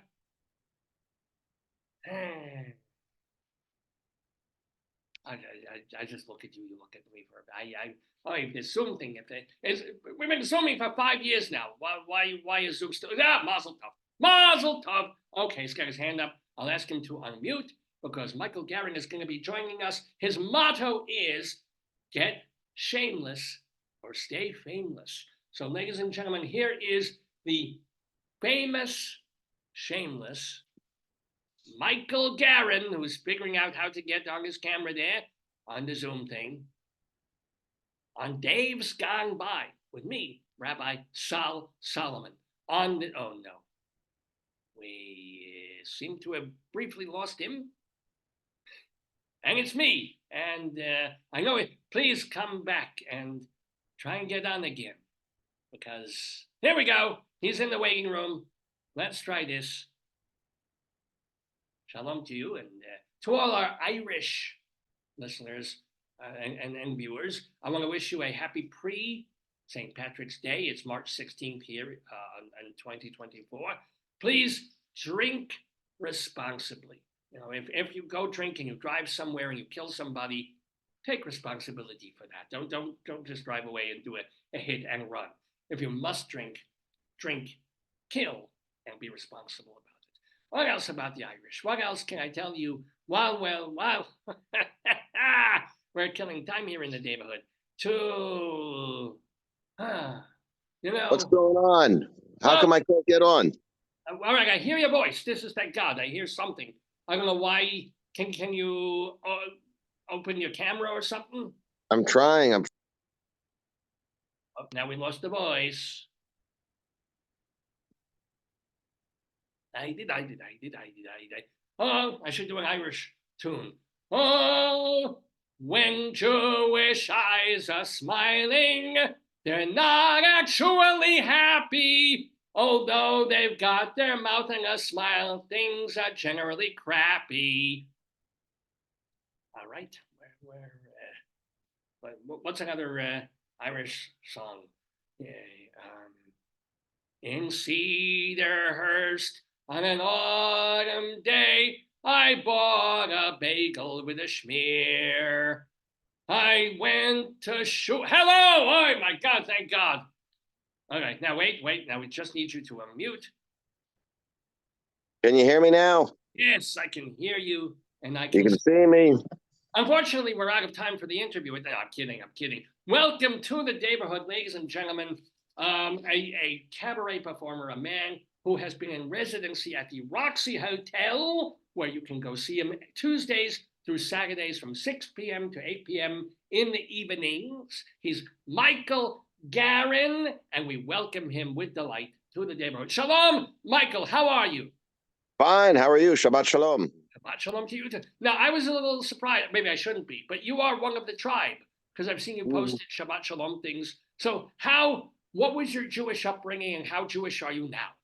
100%. My parents were refugees from Europe and went to pre-state Israel before moving to the States. So as the song says, I've been everywhere. He's been everywhere, man. He's been everywhere. That's right. So this is wonderful. That do your parents, did they tell you stories of what Israel? And we're not going to call it fucking Palestine. It's Israel. What Israel was before it was called Israel. Yeah, it was. They both got out by the skin of their teeth, and they worked. My mom was on a kibbutz in 1936. My father. They both worked for the British Army in various capacities. And my mom hadn't seen her parents since they left Braunschweig, Germany. So when she saw them after the war, they really couldn't take another separation. And so she sent for my dad, whose both parents were dead. And so we came here. So I grew up hearing Yiddish, German, and Hebrew in the house all the time. So, but were you born here or were you born in? I was born here in the States. Yeah. But I have a lot of. I was just texting with a cousin of mine in Tel Aviv last night, and I have cousins in Herzliya, Tel Aviv, Kfar Saba, all over the place. Friends and family. I'm 100% with Israel, Yes. and I'm 100% member of the tribe. And yes. Can we see your circumcision scar? Because these days, yeah, you can't be too careful. You can, but it has to be scratch and sniff. Not even good. Only Marty Millett can do that. And that's a little joke. By the way, when I said she is a cabaret performer who is, how long have you guys been, We've been together for 20 years, and we've been married for 11. And Marty was just nominated for a MAC Award for her outstanding Sondheim tribute. She was a pen pal with Sondheim from when she was 13 in Ohio until the rest of his life. So we're doing it again on May 15th at the Laurie Beachman Theater. That's May 15th. That's a Wednesday, 7 p.m. Laurie Beachman Theater in New York. Are you accompanying her? Are you on the piano? Yes, I am. Oh. Yeah. Oh my God, please remind me, but we'll remind everybody. May 15th. I mean, is she going to be? Is she? She can come on with you. She's otherwise engaged right now. Okay, that's just. You just got me. It's a solo show. So hey, you are more than enough, Michael Garin. Particularly because you are strongly Zionistic Jewish. God bless you for that. But we have much more to talk about than that. we also want to talk about this idea of, we have this idea of pianists and cocktail lounges and cabarets. It's like, oh, here's, you remember this one from Al Jolson, and here's something from Hoagie Carmichael, and oh, here's a new song from Billy Joel, and it's basically that. You, however, push the envelope, if you will. Yeah. How did you start doing that? Tell us about this. Well, what happened was I was hired by the Roxy through the good auspices of my friend Brian Newman, who is better known as Lady Gaga's band leader when she does the Great American Songbook. And when I started working there, they said, we want you there every day. We want you from 6 to 8. And it's after work. It's people are coming out of school or work. You don't need to sing because people are there to talk. I went, that's fine. And, I used to play piano at a place called Limelight, which was a disco on 6th Avenue and 20th Street. They had what's called Limelight? Wait. The Limelight, I thought it was like a punky sort of gothic club. Yeah. Well, they had a VIP room with a piano. And I used to work there in the 80s from midnight to 4. And on my breaks, and I mean, it was a pretty wild place. I mean, I got to meet and hang out with Frank Zappa and Kool and the Gang and a bunch of other interesting folks. And on my breaks, I would go out of the VIP room, and there was a catwalk way high above the dance floor. And I would watch the way the DJ would manipulate the room. And I went, this is show business. I'm going to steal some of this stuff. And I incorporated the way a DJ would manipulate the crowd, bring it up and then bring it down and then bring it back up again. And I said, musically, this is a very interesting thing that they're doing. And I'm going to apply it to what I do live at the piano. So I did that. And when I got the job at the Roxy, I went, I am essentially, since I'm not singing and I'm a good singer, I mean, but that's not what they need at 6 o'clock to 8 o'clock. If I were there from 8 to 10, that would be a different story. So from 6 to 8, people are gathering, they want to talk and they want to, meet up and they have stuff to talk about. And what I try to do is I try to create unusual music of a high quality that includes things like that are familiar. So I'll play a Sinatra, or I'll play the Temptations, or I'll play David Bowie, and they'll kind of dig that, but they'll also it's all about the beat, so if I have a good beat going, it doesn't matter so much what song it is, as long as they can continue being there for what they want to be there for. For example, one time one of the managers was with a client, and I introduced myself, and she goes, I apologize. I was talking during your performance. I said, you were not talking during my performance. I was underscoring your conversation. It's different. So it's a different idea. Different. It's different. So I look around. The beat is the thing. It's sort of like you're still, even so, because you're not just light music-y background for people. No, I watch the room like a hawk. And if I hear somebody speaking in Spanish, I'll play a Spanish song. If I see some, because what's interesting about the Roxy and what's unusual from other places I played, it's families. So we have kids. So somebody will come in there with a little baby that's crying, and I'll play Twinkle, Twinkle, Little Star, and the kid will be quiet. So you have to be aware of all of that. If a waiter comes by with a cupcake and a candle in it, I'm going to play Happy Birthday. I'm going to watch the room. And it's more like being a chaperone and a DJ, and try to keep everybody engaged. And well, can I ask, do you use a fake book, or is everything just it and you know the chords, so you can kind of? It's all in my head. Yeah. Wow. All in my head. Yeah. Do you keep up though with music of the past 20 to 30 years, or because when we think of even Frank Zappa is not considered any, he's 30, 40, 50 years ago from what you're playing. So do you follow? Yeah. So for example, it's not yesterday's songs, but there's a lot of hip hop music that I really like. So I'll include like Lisa Cult Jam. That's from the 80s. That's 40 years ago. Yeah. Busta Rhymes is from the 90s, I think. Shaggy is 10, 20 years ago. So the most immediate songs are not necessarily what the crowd is there for. That's right. But I'll throw in, you know, I'll throw in stuff that I think somebody in their 30s or 40s will have been the music that they first, the pop music that they became at aware that point, of. it would have been Nirvana. It would have been, if they're in the 30s and 40s, it would have been the era of grunge and might have been. Yeah, so I'll play stuff. like Human League and some 80s stuff. And what's interesting is what the other music that I'm very, very fond of is South American and North African music from like the 70s and 80s. So, and even earlier, because because of YouTube, YouTube has changed everything for musicians, because you now have what you used to go to a record store and look around for stuff. You just have it on a You can try anything. Yeah, you try absolutely. anything. So I've become very, very into tangos from like the 1930s. They're Carlos really. Gardel. Yep, I play a lot of Carlos Gardel, and I play a lot of.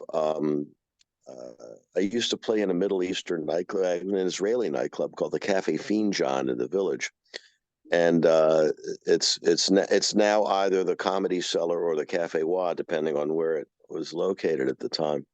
So a lot of there was a wonderful drummer named Ali Hafid who played the dumbek, which is a little clay drum that they use in that music. And I was sitting next to him, and I was kind of new to that world, and he'd do a lot of stuff from Morocco. And I said, Ali, I'm not getting the beat. And he looked at me and he goes, Afro-Cuban. I said, I got it. And I went, So all of the stuff from North Africa, like Algeria and Morocco and all that stuff, it's pretty much prehistoric calypso. It's got that boom, ba bum, boom, bum, bum, bum, bum, bum, bum, bum, bum, bum, bum, bum, bum. That's it. So it's got that beat. It's really cool beat. So I'll mix hip hop, North African tangos from the 30s, show tunes. Come on, you got it. Of course. You got to. But but also the thing is, you're not a company. There's no bass. There's no drum. It's just you at the piano. I remember I was watching one where you mixed a Henrik song from Axis Bold as Love with something else, and it just flowed so beautiful. It was this beautiful Yeah, balance. it was the sextet from Lucia di Lammermoor and One Rainy Wish. From Jimi Hendrix. It's like, yes, why not? Yes, it worked. That's the. Have you ever done a segue that you mash up and it was like, oh, I thought it was going to work, but. There's ones that I keep trying. There's that. I don't know whether, I mean, I enjoy it. It does no harm, but it doesn't get the pop. Yeah. It's Thick as a Brick and a song from South Pacific. Oh, I get dum. I'm gonna watch that man right out of my hair. No, it was is a booba-doo, baba-doo, baba-doo, boom, booba-doo, booba-doo. Really don't mind if I sit this one out the I'm as corny as Kansas in August, high as a kite on the 4th of July. Try mine. Now I think about it. Try the other one. Try the different South Pacific song, and I think you'll hit it. I'll watch that man. I'll give it a shot. Yeah, give it a whiz, because watch that man right out of my hair. It follows that same rhythmic pattern. I'll bet it works. And if it doesn't, you lose my phone number. But anyway, so here's other things. I can't not ask now. What did you see in that 12 to 4 a.m. slot and other times when you were at the line? Because that always seems like such a Studio 54, but with 80s, 90s weirdness. Yeah. What's the craziest things that happened there that you saw? Well, I can tell you that when I started there, I'll tell you my first night. That was kind of humbling. The assistant manager, Louis Canizero, who's now a very significant artist living in Los Angeles. He's got a great career going. Let me know. He says, "Look, it's your first night. I'll meet you downstairs." I said, "Because I'm not cool enough to get in there on my own." He goes, "You are exactly correct." So he met me downstairs, and we went the back, not through the crowd waiting to get in with the guy with the clipboard and all that stuff. He took me up back, and before we went upstairs, he said, "By the way, Zappa's in the room." I went, "It's my first night here, and I got to play for Frank Zappa?" And he goes, "Yeah." And let's go. So we get up there, and they said, "Mr. Zappa, this is Frank. This is Michael Garin. He was our new pianist." I said, "Hi, how you doing? What do you want to hear?" He goes, "What do you play?" I said, "Anything that keeps me employed." He goes, "So play me some employment music." And he was the sweetest guy, never touched a drug or drank booze, nothing. Just his only drug abuse was Marlboros. Yeah, he loves cigarette, and he screwed around a lot on Gale. But other than that, but he didn't do the other vices. Yeah. And, it was a lot of, so it was like 1986. So it was the place to be, midnight to 4. It's weird. I had 2 back-to-back jobs in the 80s, in the middle 80s, in the 86. One was pianist at the VIP room in Limelight, and the other was musical director at the cabaret at the Williamstown Theater Festival on the campus of Williams College. So that don't get weirder than that, because in the one, here's Kool and the Gang and James Chance and and then over at Grace Williamstown, you're and playing. Grace Jones. It's like all of a sudden everybody's wearing lime green pants and drinking gin. It was like, geez, okay. So and that was wild. So wait, at Williamstown, were you the rehearsal pianist, or you played with No, your I was a musical director for what they call the late night cabarets, and what they would do is they'd have an early show that I was involved with as well, but they would have, for the equity actors after their play come down, like they would do Summer and Smoke or Streetcar Named Desire or one of those things, and then afterwards everybody would get up and sing, and that's where I introduced "I've Been Everywhere" to James Naughton, and that's where you know. I tried to get, and I'd have to go up to these actors who I'd been admiring all my life and say, "Hey, want to sing in the late night show? Here's a song you might like." And I got to work with people like, the late, God bless her soul, Anne Reinking, and Blythe Danner, whose daughter, Gwyneth Paltrow, is now more famous than she is. Yeah.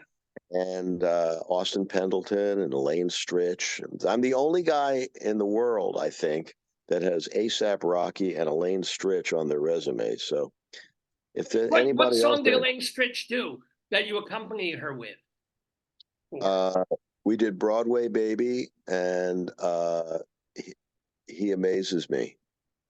And that was an interesting thing because, at Williamstown, the rehearsal room for the cabaret looks out on this little quad by the theaters. And I'd never met Elaine Stritch. I'd always, really liked her work. And they said, she's doing a 1-person Dorothy Parker show at the Clark Art Museum, and she wants to be in the cabaret. Go meet with her. I said, all right, fine, send her by. So she comes by with her hairs are all in pin curls. She's smoking Kent cigarettes and all that. And she goes, "I didn't bring any music." I went, "I can't read. We're cool." He goes, "Do you know Broadway Baby?" I said, kind of. So I sort of stumbled through, and she goes, "No, God damn it, it goes like this." And then she starts hitting the top of the piano. And the more she yells at me in this glass enclosed room, the more the actors and staff of the theater are starting to gather around the glass room, because it's like a fight in the middle school lunchroom, and say, "Hey, look, Elaine Stritch is yelling at Michael. Let's go look." So everybody's gathering around and pressing their noses against the glass, and this lady's giving me holy hell. And no, God damn it, it goes like this. And I finally looked her in the eye. I said, now, wait a minute. How much you getting paid to do this? She goes, nothing. I said, me too. Calm down. Then she looks at me and she goes, I like you. I said, I got a different problem now, don't I? But she was great. She was great. So we did those two songs. And, you know, Blythe Danner, who's a wonderful jazz singer. People don't know that about her. No idea. Huh. She stuck her head in the door one time when I was rehearsing. She goes, you play jazz? I went, yeah. She goes, none of the boys here play jazz. I said, you want to be in the cabaret? She goes, yeah. You know, before my acting thing took off, I used to do an act where I would sing jazz with just a bass player. I said, it just so happens I invited the bass player from Song of Singapore, the great late Earl May, who used to play with Dizzy Gillespie and Coltrane. He's going to come up. Why don't you two do a number? She goes, that would be great. So I had Elaine Stritch as the opening number, and then Blythe Danner came out with Earl May, and a friend of mine rehearsed them in the kitchen the night of the cabaret, and she goes, do you know Falling in Love with Love? He goes, yeah. She goes, E flat? He goes, yeah. So they go into the kitchen. Now, Earl May is one of the most significant bass players of the last 50 years. Blythe Danner is one of the most significant actresses of the last 50 years. They never heard of each other. So my friend Eric Franson came out. Also from Song of Singapore, yeah. Also from Song of Singapore. And he came back and he was laughing. I said, how does it sound? He goes, it sounds great, but they don't know who each other, they don't know one from the other.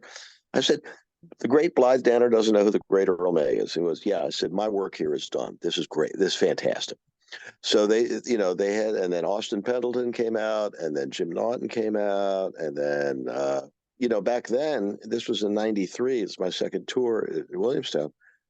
There was a young kid in the, of the apprentices, and this kid just stuck out like a sore thumb. I said, holy shit, who is this guy? His name's Christopher Fitzgerald. Now he's starring on Broadway in Spamalot. And yeah, and I remember seeing him in the Irish. Appropriate enough, he was in the Irish thing, Binion's Rainbow on Broadway a few years back. Yeah. Oh, he's fan. I mean, he just came out, and I needed stuff for the apprentices to do. So I said, "You guys like rap?" I said, "Yeah." He says, "You ever heard of Gilbert and Sullivan?" I went, "No." And I said, "Okay, we're rapping patter songs." And so we did a whole hip hop thing of my Major General and Three Little Maids from School Are We and all that. So we had it was a lot of fun.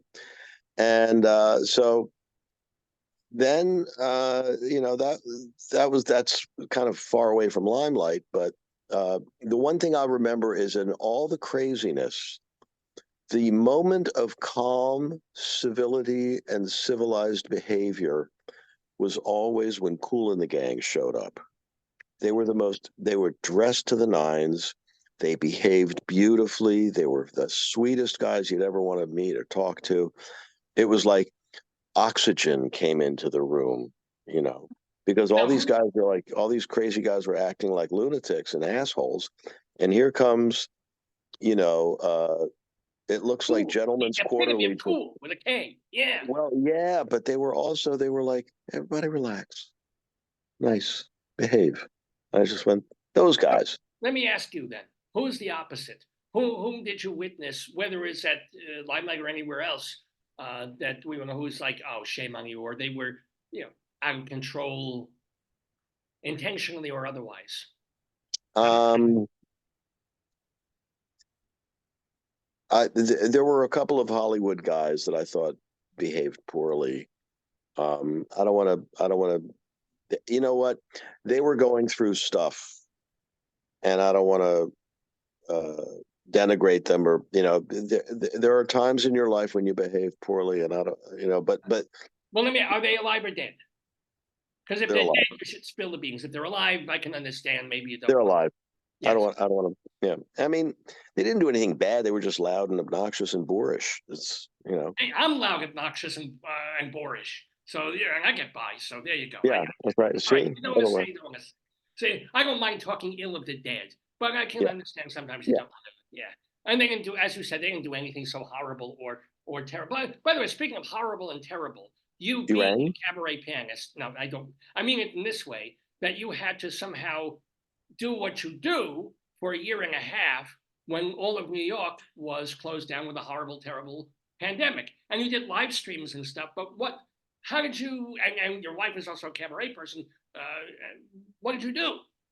Well, what happened was when the pandemic hit, the company that owns the Roxy Hotel is one of the most forward-thinking, enlightened, and intelligent organizations I've ever worked for. I can't say enough about them as a place that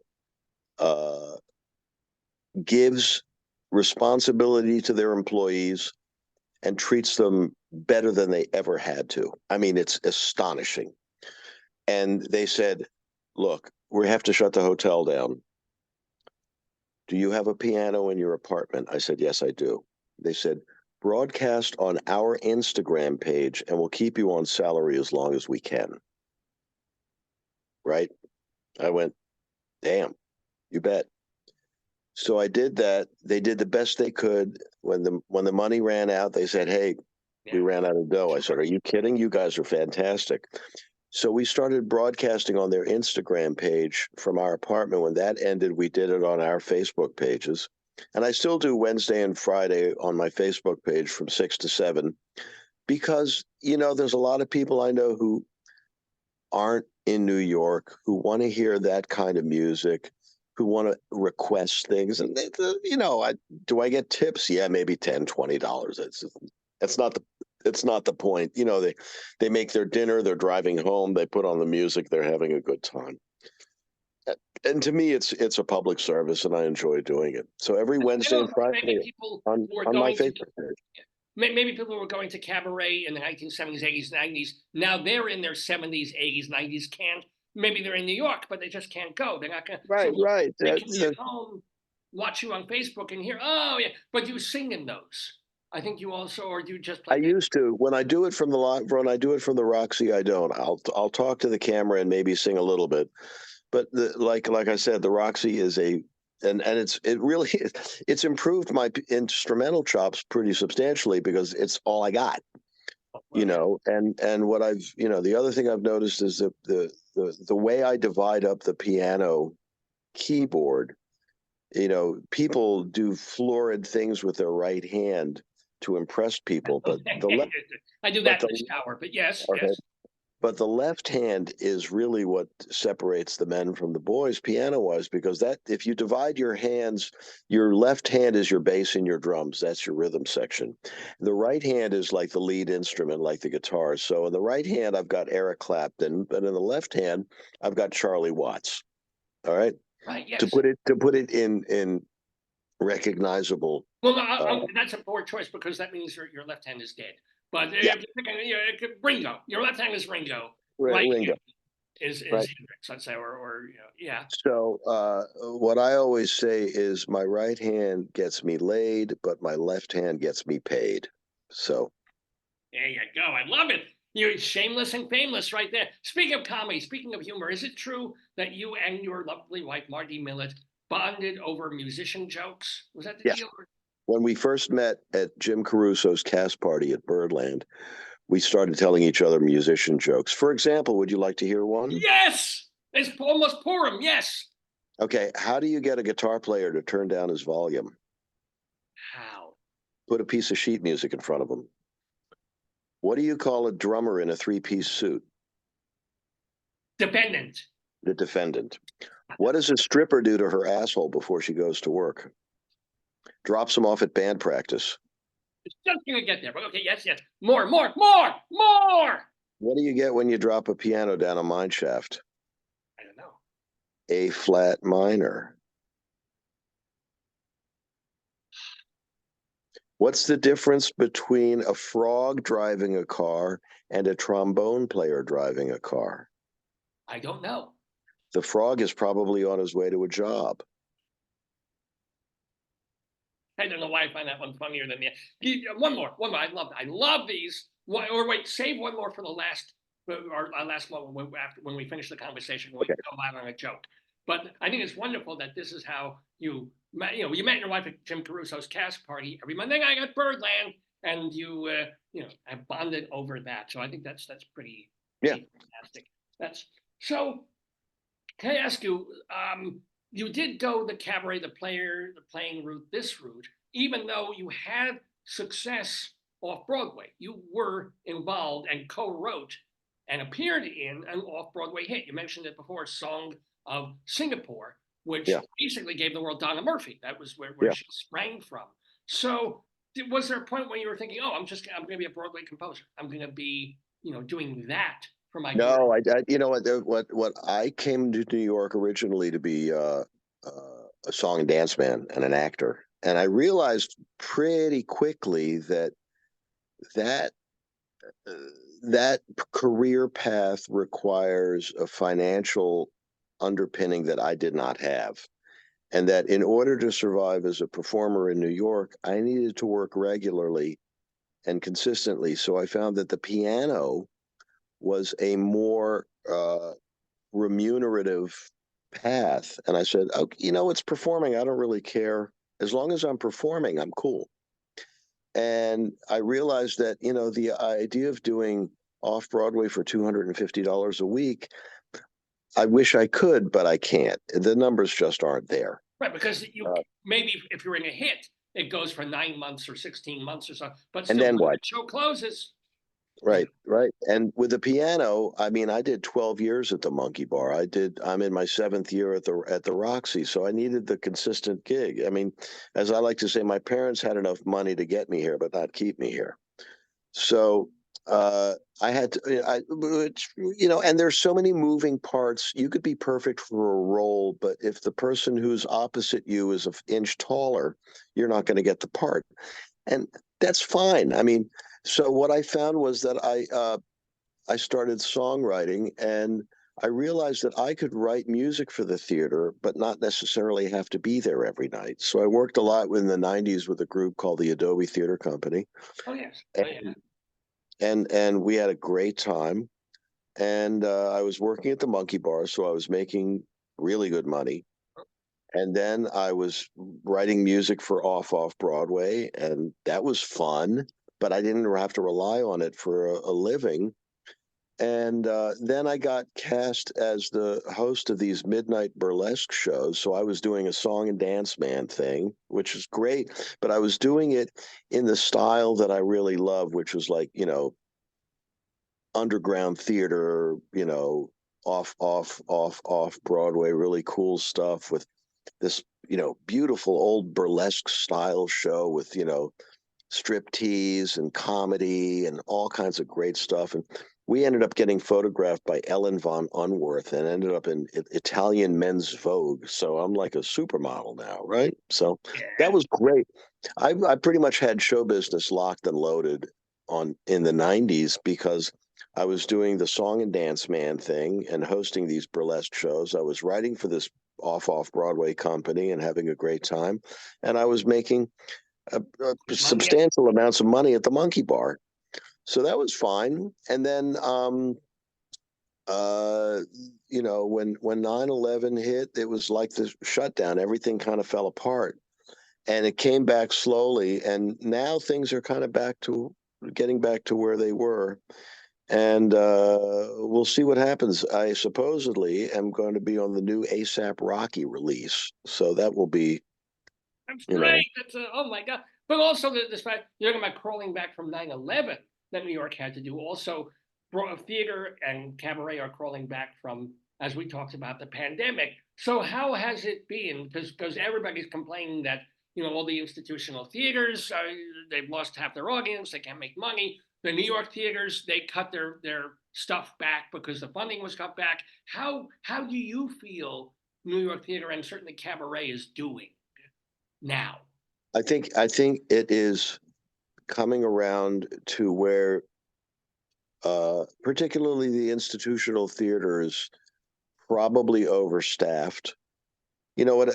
I've been working on a musical for the last 6 or 7 years, an adaptation of Ed Sorel's book, Mary Astor's Purple Diary, which is a great book. If you're looking for a perfect summer read at the beach, Ed Sorel's Mary Astor's Purple Diary. It's a story of the actress Mary Astor, who was not a real Astor, and she was, she was the bad guy in Maltese Falcon, spoiler alert. And, but she had an ex-husband and a custody battle over her daughter. And the ex-husband allegedly found her diary, which included, allegedly, all of her side boyfriends in order of excellence. And I don't mean the way they dressed. And number one with a bullet, shall we say, was the playwright George S. Kaufman, this is like finding out Neil Simon did porn. So he did. I watched it. He was like a little hedgehog rooting around. It didn't really. Right. Yeah. So Ed saw me in a bar. He said, "You ever thought about writing a musical?" I said, "It's kind of what I do. What do you got?" And he didn't know who I was. I didn't know who he was. But the book is fantastic. And we now have a script written by my wife, Marty Millett. She did a fantastic job. We went through like 2 or 3 script writers who all got it wrong. And she's sitting there going, "It's going to be me." And it was. And we have a score, and we have a director, and we have a leading lady, and we have. Who's the leading lady? Yeah, I'm not going to say anything about naming names because it's not on paper yet. But we have, it's a terrific musical. I think kind of right for the moment. It's the art world is slow to pivot, and there is a new reality. There's a high-tech reality. There's an audience reality. Look at what's selling out on Broadway right now, and look what isn't. And Juliet is selling out. Hamilton is selling out. Lion King is selling out. Yeah. Chicago is selling out. Chicago's selling out. Yeah. Days of Wine and Roses is closing. Right. Spamalot is closing. So I don't get though what you mean by. I mean, Spamalot should kind of be a Spamalot. Yeah. Right, but it's yesterday's news. It's not the first time. I mean, people have pretty much seen all those jokes. Right. The other shows are, and what was the other one? 6. The thing about him, yeah. The audience for Cherry Orchard and Death of a Salesman has moved on, both physically and in many ways. Wait, didn't Enemy of the People sell out this week? Yeah, it did. I mean, it's a new version, but that's an old play. It's an old play, but when was the last time anybody saw it? Well, actually, it was not that. Maybe 15 years ago they did one on, but okay, yeah. But they have a TV star. Well, sure. But we're going to see if Doubt still holds up because they didn't have this TV star that they wanted, so they got Amy Ryan and then so Doubt is old-ish. We'll see how that does. Yeah, but the bottom line is that it's a fickle and unpredictable thing, but the people know what they want to see. Right. They really know what they want to see, and you can't get them to see something they don't want to see. Not like $180 a ticket, you can't. Yeah, and I got to tell you, and I'm not gonna drag anybody else's name into this, but there seems to be, just between you and me, don't tell anyone. It's just us. No, nobody's watching this. Good. Okay. There seems to be an unwillingness for certain musical theater composers to write a song you can remember after you've heard it. You know what I mean? I wonder what composers you're thinking about. You go ahead and wonder all you want. Well, one of them whose show you just mentioned is closing. I go, but maybe not. Maybe no. But the bottom line is, when we used to go, when my family used to pack into the station wagon and go to the National Theater in Washington, D.C. to see whatever it was, we tried on the way home to sing the songs from the show we just saw. It was that's how we knew whether we liked the show. So we saw Fiddler on the Roof before it went to Broadway, and we went, "Oh, that was really cool." And we saw a lot of other shows that we try to remember how it goes. And hey, what was that song that guy sang? And there seems to be a conscious effort to not write those kind of songs. And I don't, pardon me, get it. I'm not sure that is quite true, because I think it's also the fact that you need inspiration and genius. So there are composers who try and write, but they're generic-ish. They're trying. It's not like they're trying to be through composed and or just all recitative. They're trying to, do. But Look, you can only it remember cost two or it three songs. cost a couple of $100. If you throw in babysitters, you're talking about $1,000 in Yes. dinner, right? Right. So for that amount of money, I want to give the people what they want, not what I want. Yeah, but it's not as if you come out of Hamilton knowing more than one or two tunes. No, And but it's hugely popular. it's the experience and the excitement and the beat. That's you know what I mean? Danny Meyer's the most successful restaurant guy in the city, arguably the most successful restaurant guy on the planet. I mean, did he think Shake Shack was going to be what it was? No. Shake Shack was a favor he did to the city of New York. They said, "We're opening up. We want you to open up a little something in Madison Square Park, like a hamburger and a hamburger and milkshake place."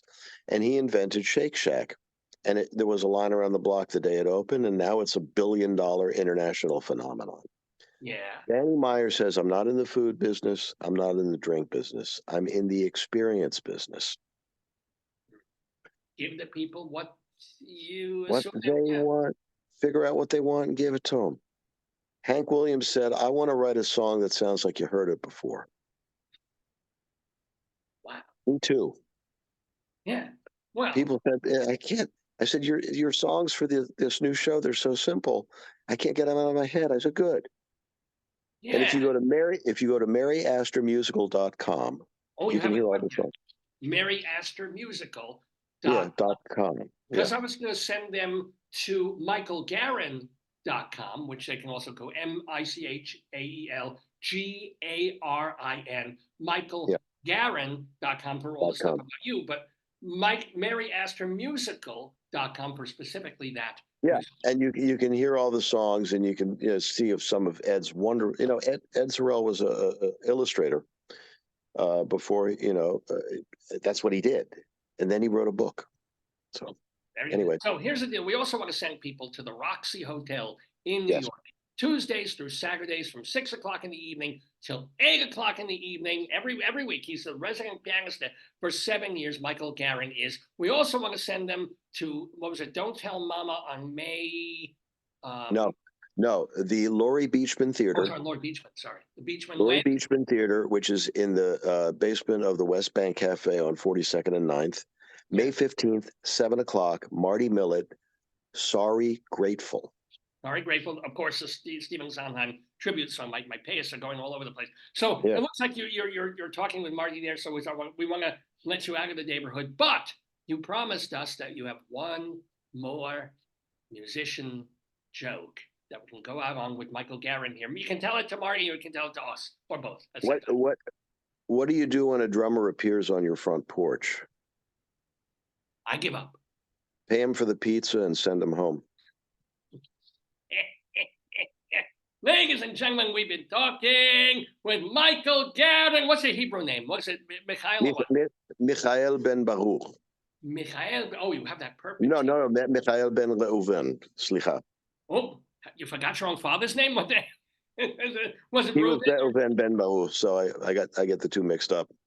Well, anyway, Michael, it has been absolutely wonderful. We wish you much success with both the Mary Astor musical and your continuing tinkling of the ivories at the Roxy Hotel. Please stay in touch. Please keep us posting about the musical and everything you're doing. And shalom to you. Happy almost Purim. And have a great one. Bye-bye now. Bye-bye. Michael Garin, ladies and gentlemen, here in the Daverhood on this wonderful Shabbos morning in March. It's March 16th, 2024. I am Rabbi Sol Solomon, founder and spiritual leader of Temple Sons of Bitches. You can find out more about me. I keep giving everybody else's websites. Here's my website. It's shalomdammit.com. Shalom, D-A-M-M-I-T. Shalomdammit.com. And this is the place where you can hear my rabbinical reflections, my sermons. You can watch me in my hilarious TV program that I did for Long Island Cable TV about a decade or so ago. And of course, my one-man, two-person musical with Richard Shaw there that we did called Shalom Damn It. an evening with me that we performed off-Broadway and recorded professionally. You can watch it, and you should. You must, considering what's all going on in the world now. But most of all, thank you one more time to Michael Garin. Go see him at the Roxy, and have a wonderful St. Patrick's Day, and I will see you soon. Shalom, damn it. Wait, I should have put the music up before I did that. I screwed it up. Anyway, shalom, damn it.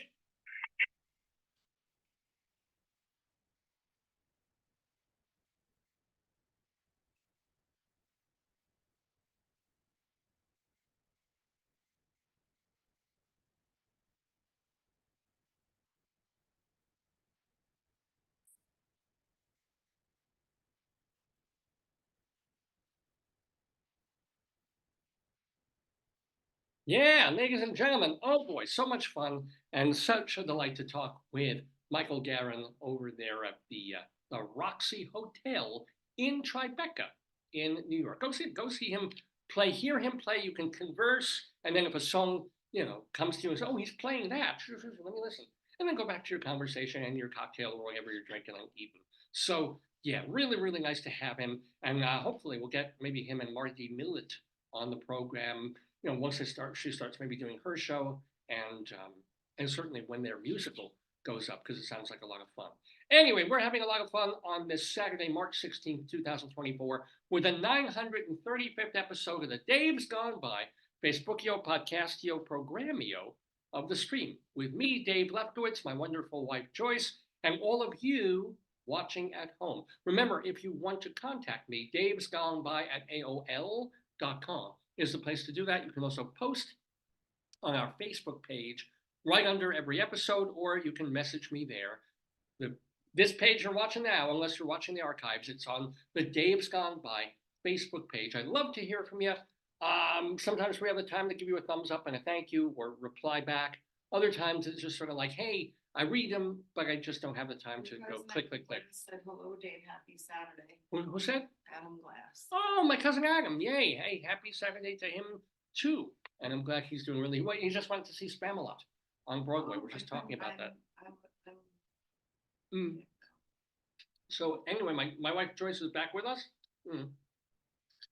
to do more of this episode. So what have we done? We've done the Garin piece, and we've talked a lot, and we haven't really done the couple of well, we did Dave's Big Dictionary about Querulous, but we haven't done Bunyan Watch. We haven't done Bunyan Watch on. So I know what we can do. Could you do me a favor? Can you help me out with the Bunyan Watch thing here? Oh, give him a like and a thank you. We're lowering the desk here to do this segment where I get to show you the condition of my bunions, which, thank goodness, they're not aching me, they're not hurting, and I don't think they're growing in any great way. But would you kindly, I've lowered the desk, could you grab that pillow behind you? There's that pillow. I'm going to take my socks off. Oh, let me play the Bunyan music while we're doing this. So Bunyan Watch is all about my beautiful, beautiful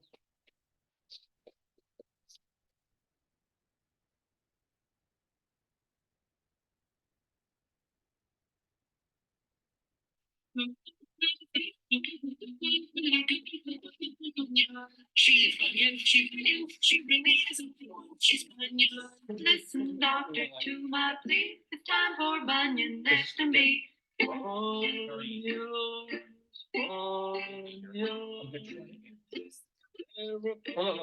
that's one. Feet of mine have got to go. Please get these bunions off my toes. My alcohol put around this hat. My alcohol bunions, painful. All right, ladies and gentlemen, we're going to be doing Bunyan Watch now. So I'm going to put, Joyce is going to try to help me so that I just don't fall over. To put. Oh no. Oh, are you okay? The drum set's full. Oh no. There's just a symbol there. I guess that's symbolic. Can you hold this pillow? This beautiful royal pillow for me. So I'm going to pop my foot off on the pillow there in royal fashion. Oh, look at it. Thank you. Ooh, that feels good. So you can see, look at it. Look, that if you can check the Mount Bunion there. Compared to the chicken. See, it is bigger than the head of this chicken. This is my bad bunion. I mean, bad in terms of large. This is my large right foot bunion. I'll point it to you right there. As I said, it's not giving me any problems or pain, although it is curling my toes and probably giving me a hammer toe. Yes, this is entertainment. Let me change speed. Oh, yeah, oh, looking. All right, now time for the other foot, because I do have bunions on my left toe. This is the smaller, cuter bunion. Oh, it's gotta be higher up. Oh yeah, I didn't think of that. Yes, that's the easiest goddamn thing to do. It's just tilt the camera down. Or I didn't think. How did I not? I'm such a moron. Thank you, dear. So there's putting chicken on my foot, and there. Oh, look at that. It's a little bright in the light. Let me see if I can get it. No, that's not really changing anything. But here, from the other direction,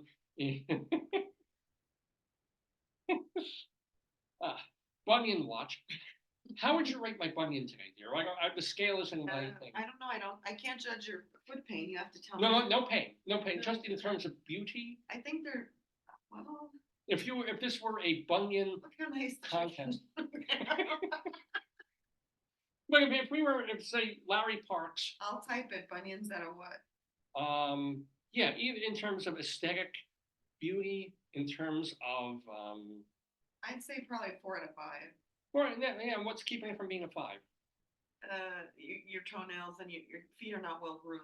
Yeah, it's true. There's probably a little stock lint in there at this point. Let me see. Let me try this right foot bunion one more time. 4 out of 5. Maybe. Yeah, it's not a 4.5. Look how rosy it is. It's got the rosy tip. I put bunions at 4 out of 5 for looks, so people could rate. They could judge. Rate my bunion, ladies and gentlemen. Let me pop this up on here. I'll give you the front view. You have to fix the camera too. Yeah. No, let me give him one more shot like this. Wow. We see. Yes. Look at it. Behold. God, I've got knobbly looking knees from this angle. Don't I? It's like, your knees look very weird. Oh my, look at your knees on here. it's like, whoa. What the hell's up with my knees there? They look normal from this vantage point. Look at. They're like artichokes. Man. I'm turning into a horrifying old man before my eyes. Yeah, I know. It looks like your knees have gotten to my eyes. Look at that. Maybe it's the angle. Yeah, it's towards the angle. Oh man. I am. I'm sitting here. Oh my God. We have to do knee watch now. All right. Enough of this merriment. That's troublesome. Yeah, now you're not going to go near my knees anymore. And so I'm like, oh, what's wrong with them? I'm gonna be sorry about the knees. They used to be so normal. Whoa, how deformed looking are they? I mean, I think there's nothing wrong with them. It's not like there's a thing. It's just from that angle. What do they look like? They're kind of. It's horrifying. Of course, I guess I have time. Yeah, I have time to tell the old joke, the classic joke. I'm gonna find that. Yeah, but the classic joke of the guy. They're Orthodox, they don't have to be Orthodox Jewish, but I'll make them Orthodox Jewish. And so he and this girl have been dating. They've been set up. They go on their honeymoon. They haven't been. They haven't been physical with each other. They haven't. So the wedding night is like an old-fashioned wedding night. So he starts to undress before her, and so she's never seen anything. So he takes off his shoes, takes off his socks, and she sees that his toes are all kind of dark and gnarled and twisted and hammer-toed and stuff. And she says, wow, that's, and he says, I gotta tell you, when I was a child, I had polio. And she said, you mean polio? Said, no, polio. It affected, and that's why I've got toes like this. He's like, Well, okay. I mean, people have things. And he goes, and he goes more, and he takes his trousers down, and she sees his knees, and they're all deformed and gnarly and weird and bumpy, and she's like, ah, my goodness, that's kind of how did that happen? And he said, when I was young, I had measles. I said, you had the measles? I said, no, I had the measles. It affected my knees physically, and you can see how they are. And then he starts to take down his underpants. And she says, oh, no, don't tell me. He had small cocks too. All right, now Joyce is showing me the very great beauty that is. In Atlanta. Yeah, I know. They're not here. They're not in Maryland. The great Idaho potato tour has made its way to Atlanta. This, if you can't really tell, it's hard to tell from the picture, is a truck with a giant fiberglass potato on it. I'll repeat that. It's a truck with a giant fiberglass potato on it. And then, Irish, of course, because it's St. Patrick's Day. As I said, as querulous as I might be, sometimes life is good. And when I see something like that, or Joyce sees an actual potato on top of a sign at Starbucks, life is really, really good. So anyway, it's good to be doing this episode of Dave's Gone By with you and for you, live on this Saturday, March 16th, 2024. Dave Lefkowitz here. So we have a couple more things to do. We haven't done Greeley Times yet, and we still have to do our Colorado Limerick of the Dam. So why don't we get to Greeley Times? Because what's wonderful is that the Greeley Tribune has been doing a lot of every week they've been on the stick. So we're getting kind of a backlog. It's wonderful. A lot of different things, a lot of different calls that came into the Greeley and Evans Police Department in northern Colorado about people complaining about crimes or what they think might be crimes happening in their neighborhood. We put them all together for you every week in something called Greeley Times.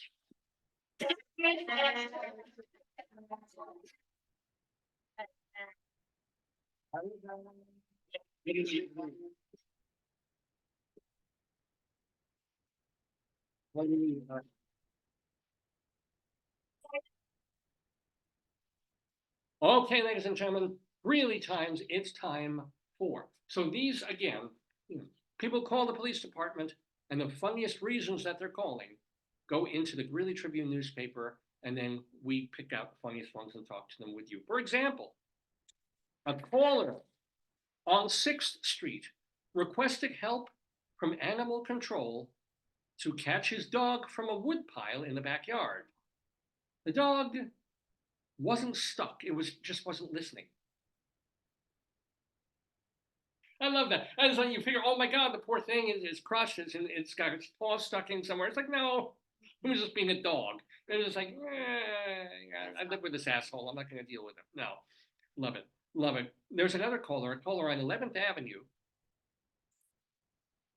Oh, hold on, I gotta answer the chicken. I got one of these Airbud chicken bud things. There we go. One each year. Oh, yeah, some of them. Pretty neat earrings if you think about it. Hold on. Okay, now I'm trying to get in the stereo. All right. All right, it's not gonna work. Okay. A caller on 11th Avenue reported an 80-year-old man who was staring into neighbors' windows. That's pretty much all of it. Caller staring into, well, what else does an 80-year-old man have to do these days? At a certain point, he's seen everything on Netflix, and he's watched every episode of Matlock. It's like, I can't stare in windows. So this is what he does. I know, that was ageist. That was really, really ageist. My God, there's another caller. Is it? Oh, it's the other chicken. Yeah.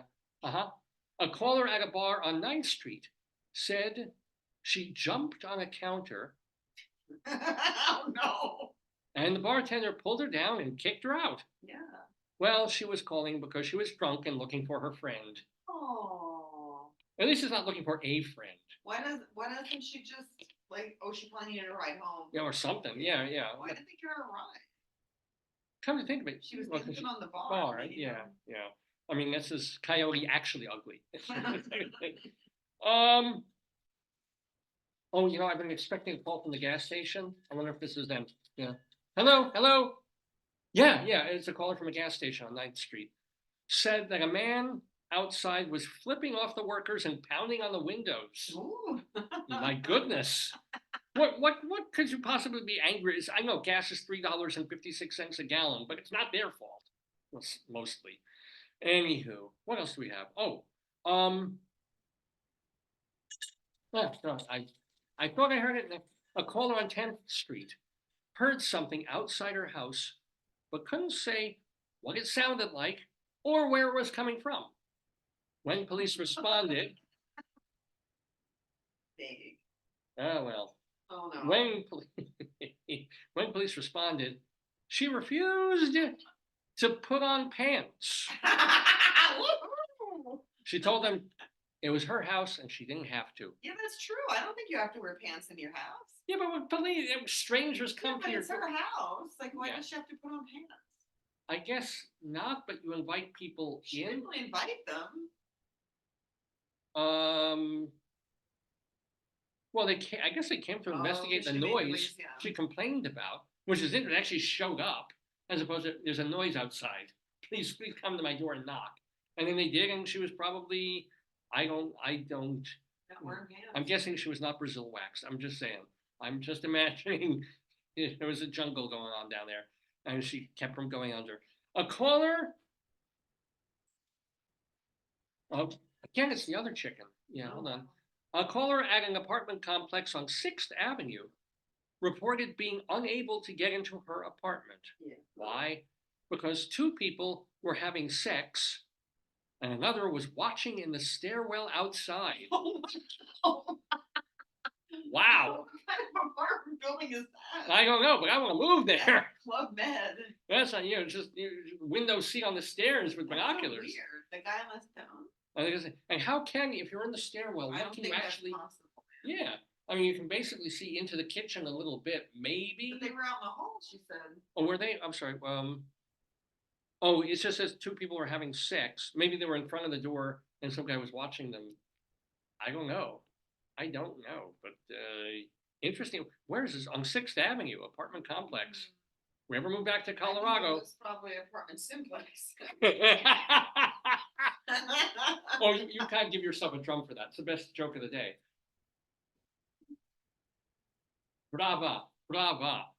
Okay, 1 or 2 more, and then we'll go elsewhere for a story.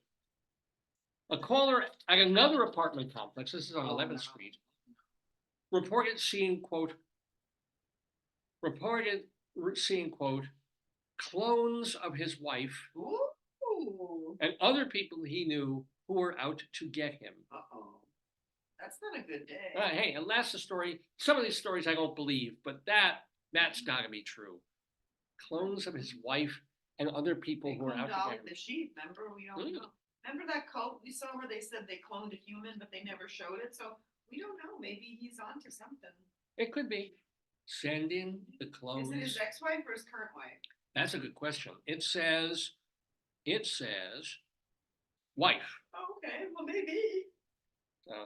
Let's see. And then a caller on 24th Avenue said that she moved in a week ago and someone had been knocking on her back door every morning between 1 and 1:30 a.m. That's his boyfriend, and he's using plenty of lube. No, So- I bet you somebody was looking for the old lieutenant for sexy time. Oh, or something like 1:30 in the Yeah, morning, yeah, like, yeah. hello, Yeah. I'm tired of watching in the hallway. I want to It's like, participate. He moved up from 6 to 11. And there's a call, excuse me, a caller on 10th Avenue. Who, No, do it again. what do I have there? Mustache. That's white. That's not Oh, okay. that's not mucus. That's actually my white hair on my dying mustache. I'm worried your knees are going south. They're not going to stop. They're pointing every which way. North, south, west, east. But they look normal here, right? You have gorgeous legs. Your knees look beautiful. My But knees not look on like camera. No. My knees got cut up when I fell off a bike when I was 13. Well, apparently they're very angular. Okay, but a caller on 10th Avenue said that a man was, quote, tweaking in the driveway. The caller told dispatch the man's face is, quote, moving and he can't talk right. Oh God, maybe he's having a stroke. Either that or he has President Biden syndrome. I know, I think it's a stroke. Maybe he's can't talk. I mean, maybe he's yeah, but he's also tweaking, so it could be, you know. What does tweaking mean? Oh, that's if you're strung out on meth or one of those drug things. Oh, yeah, no, I thought that was. Remember Tweak from South Park? Oh, yes. And I know this only because I had someone use that phrase, that word, in an essay back when I was teaching in Colorado. And I didn't know what tweaking was. And so, yeah, it's, you know, when you're this, and that's why they named the character Tweak in South Park, because he's constantly, you know, he's always sort of spasming. Let's do it elsewhere. Let's go somewhere else in the world for some comedy. These are again news items that are oddball. They're not from Greeley, Colorado, but they're odd news that really happened in the world. And this goes to one of your favorite places ever, Philadelphia. I love Philly. Story in the New York I Post. was telling. What was I telling? I was telling my acupuncturist that here in bagels they put cream cheese on everything. Like every bagel except the place we go, they cream cheese. And I'm like, why? And he said, well, we're close to Philly, and we both start laughing. Oh, like, is there some sponsorship? yeah. I find in Maryland, all the bagel places are like hooked up on the cream cheese. I don't like cream cheese. And a lot of people are lactose intolerant. I don't know why maybe it is the Philly thing. Go ahead, honey. Yeah, no, it's not. No, but the thing is, it turns out cheesecake is delicious, but I guess they add so much sugar to it. But I don't like it on a bagel. Let it be. Butter, yes. Butter, really absolutely. But this is a story from Philadelphia, not about bagels. Okay. It's about another item. The Phillies baseball team have put the kibosh on one of their time-honored traditions, $1 hot dog night. Oh, you love that. That's your jam. But no more. The team announced some of its promotions for the upcoming season on Thursday, about a week or two ago, on Thursday, and noted that $1 hot dog night has now been replaced by BOGO, buy one, get one hot dog night for 2 games in April. But still, that's because hot dogs in a stadium are like $8 now, whatever. But still. The team's announcement included a veiled reference to a previous dollar hot dog night gone awry. Wow. Said the Phillies organization, this modification to the previous Hatfield Phillies Frank's Dollar Dog Nights, because that's so memorable, Hatfield Phillies Frank's Dollar Dog Nights, is based on the organization's ongoing commitment to provide a positive experience for all fans in attendance, unquote. Meaning, during last year's dollar hot dog promotion, hordes of unruly fans were throwing hot dogs at each other. And the concourses were so jammed that customers were spending multiple innings in line to get the Franks. Yeah, I made you miss that hot dog shoot at that stadium. I'll never forgive you for that.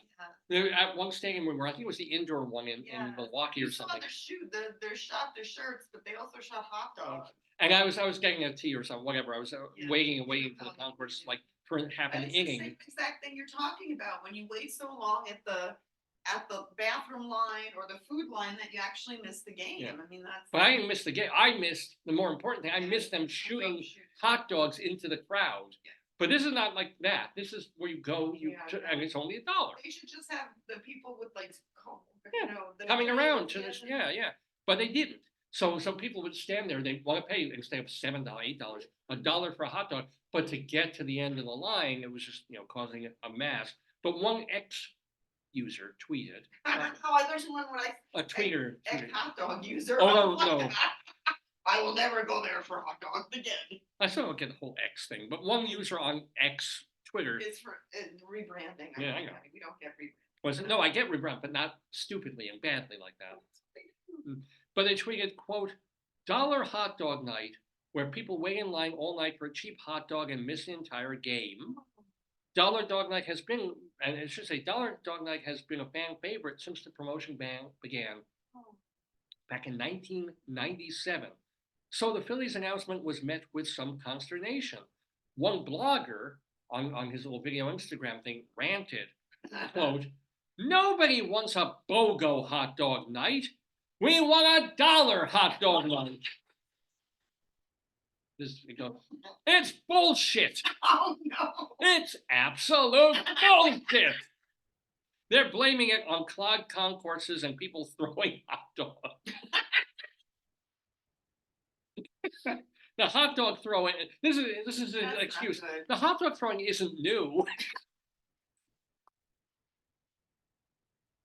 I love that he admits it's not like, oh, one person David, throws hot so dogs. this is what we went to a sporting event, you know I love tea and I need water for various reasons. Yeah. And they told me you could bring the bottle in, but you can't bring the cap or something. Like there were Oh. certain things you couldn't, and it was some weird thing. And I'm like, well, couldn't you throw one part, not the other? It was like they had this whole thing. I guess an empty bottle with the cap. I don't know what the, I have no idea what they are. Maybe it's like when I went on that camping trip and they had to open and smell my iced tea, which was red. Was fermented. But they don't want you bringing in. If you take the top off, yeah. they can smell and see if you're bringing in anything. I don't know. But I love that the hot dog throwing isn't new. It's not new. That's been going on since they've been doing this. Because people can throw away $1 to hurl a dog at someone. Disgusting.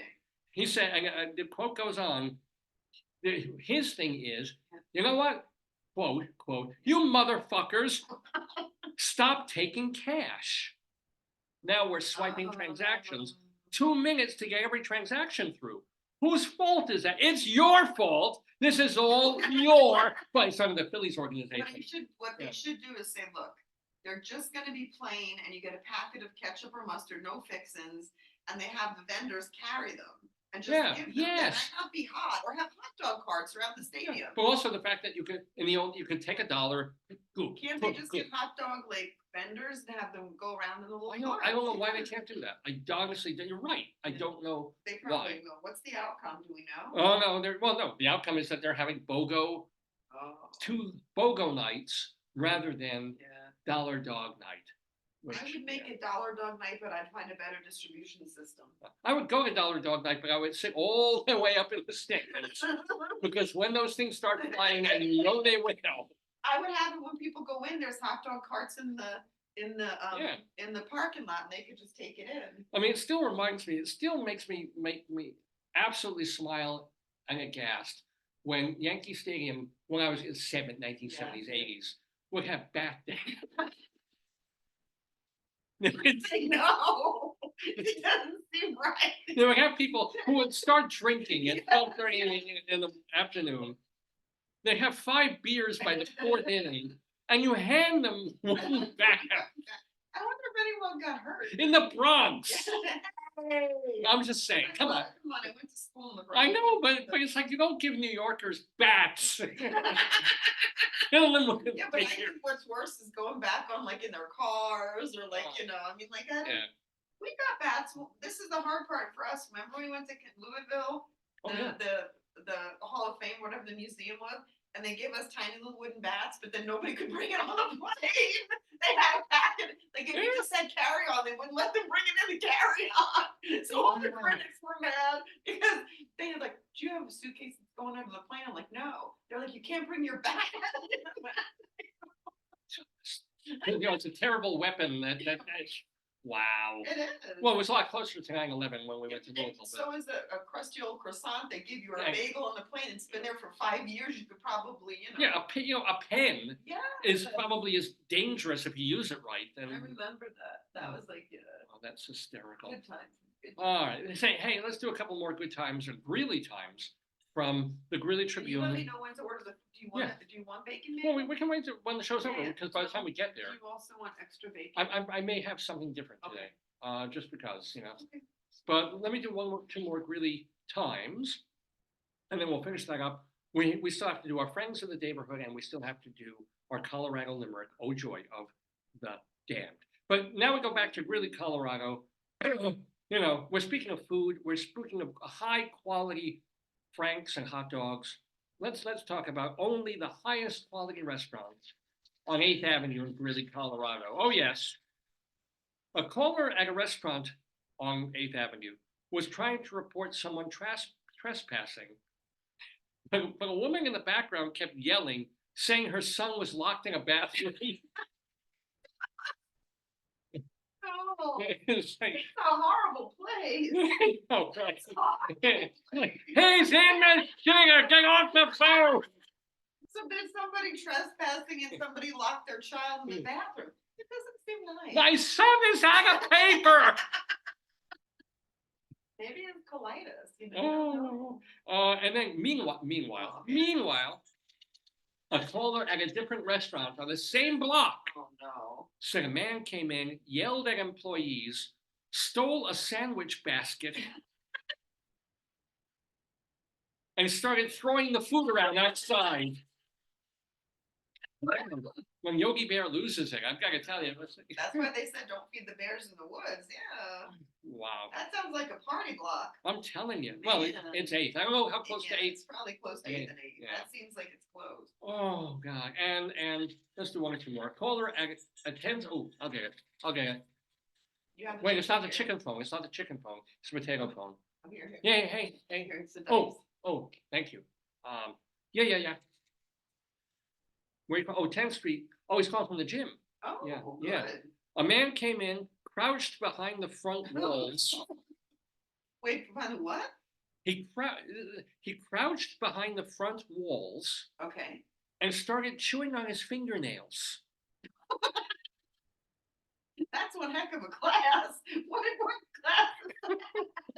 Sopa's got pretty nasty. I know, right? Yeah, it's like the caller said the man seemed to be under the influence Yeah. and was acting afraid to leave. Oh. Wow. I mean, sometimes, the gym is tough and trainers can be rough, but I've never had a fear to leave the Well, gym. there's spin class and there's head spin class. Okay. Poor guy. Although I'll tell you, with this, he was only 50 nibbles away from reaching 10,000 on his on his fit bite. That was the joke part. But here. I even got you before the punchline. That's pretty good. On his fit bite, get it? Because he's yeah. I guess he nailed it. I like that you do the teeth thing and you mimic it with your teeth. Because I'm as crazy as the nail biting guy. And Querulous. All right. One more. A caller on 7th Avenue said a neighbor had been pounding on metal and wood and burning fires every night. Oh my God.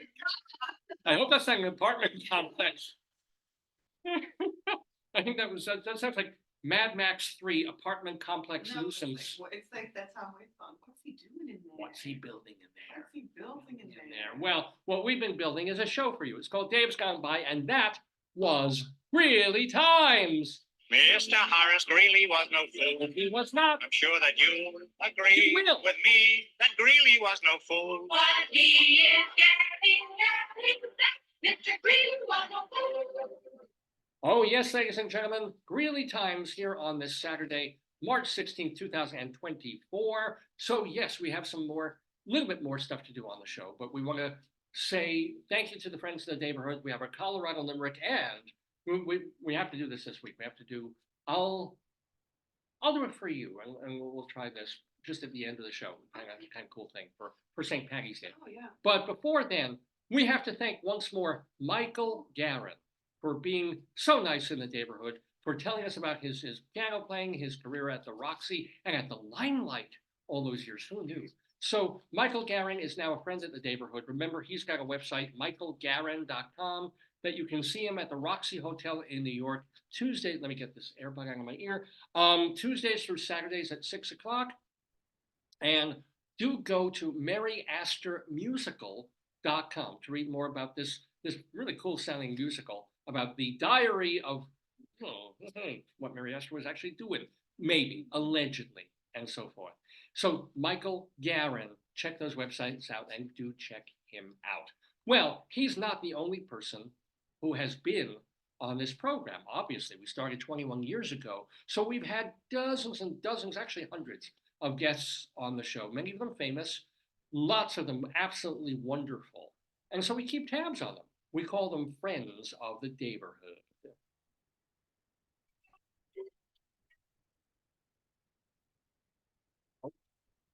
La-loo, la-loo, la-loo, la-loo. So, some friends of the Daverhood. I'm going to need my glasses for this. I want to give congratulations to our friend, the actor Ray Bahour, who is not only an actor, but a musical composer. He is the runner-up for Theater Now's 10-minute musical festival with his new musical, Stranded. So a short musical, didn't quite make the finalists, but runner-up. Congratulations to Ray Bahour. And congratulations to Seth Bisson-Hirsch. Speaking of people who do piano and cabaret stuff, he has written a book now called The Making of a Musical, Love Quirks, which was his hit off-Broadway musical a couple of years ago. You can get the book at Amazon, and also he'll be doing a signing at the Drama Bookshop. On today, this is your last chance to catch Deb Margolin's play. This is Not a Time of Peace, being done off Broadway. Also today, thank you, Vicky Quaddy, if you happen to be at the American Theater in Hampton, Virginia, so she's fairly close to our neck of the woods. Why is she there, Virginia? She said Vermont. It looked on her Facebook. It might be it said Vermont. Vermont. Maybe I wrote Virginia State, I don't know. It Vermont. looked like Vermont to me, but I could check. Well, whether it might be Virginia, it might be Vermont. I'm sorry. Nuns for Fun. Well, she's doing Are You Smarter Than Your 8th Grade Nun at the American Theater, wherever that is. So do check, as Joyce said, nunsforfun.com. Nuns, number 4, fun.com. And see, Are You Smarter Than Your 8th Grade Nun? My feet are sharp. I've got bony bunions and knees now. I feel so self-conscious, let me tell you. Tony Orlando today. Well, he's at Atlantic City Resorts and Casino as part of his farewell tour. So he's in great shape. Is he with Dawn or he's just alone? He hasn't been with Dawn in 40 years, but he's still Tony Orlando. But if you want to see him performing on tour, this is the last tour for him. He's older. He might do a residency or something at Vegas or New Jersey casino. But this is your last chance to really see him around the country. Tony Orlando. Jessica Molaski, this is your last weekend to catch her in the off-Broadway musical The Connector, which is being done at Manhattan Class Company. And then Penny Arcade. She is going to be doing a talk back. Is she a drag performer? No. She's an actual, real woman. Well, what is her thing in cabaret? Performance art. Oh, yeah, okay. She came out of like that whole era of Holly Hughes and Karen Finley? Yeah, she's part of that kind of group of those folks. So and she was a wonderful guest.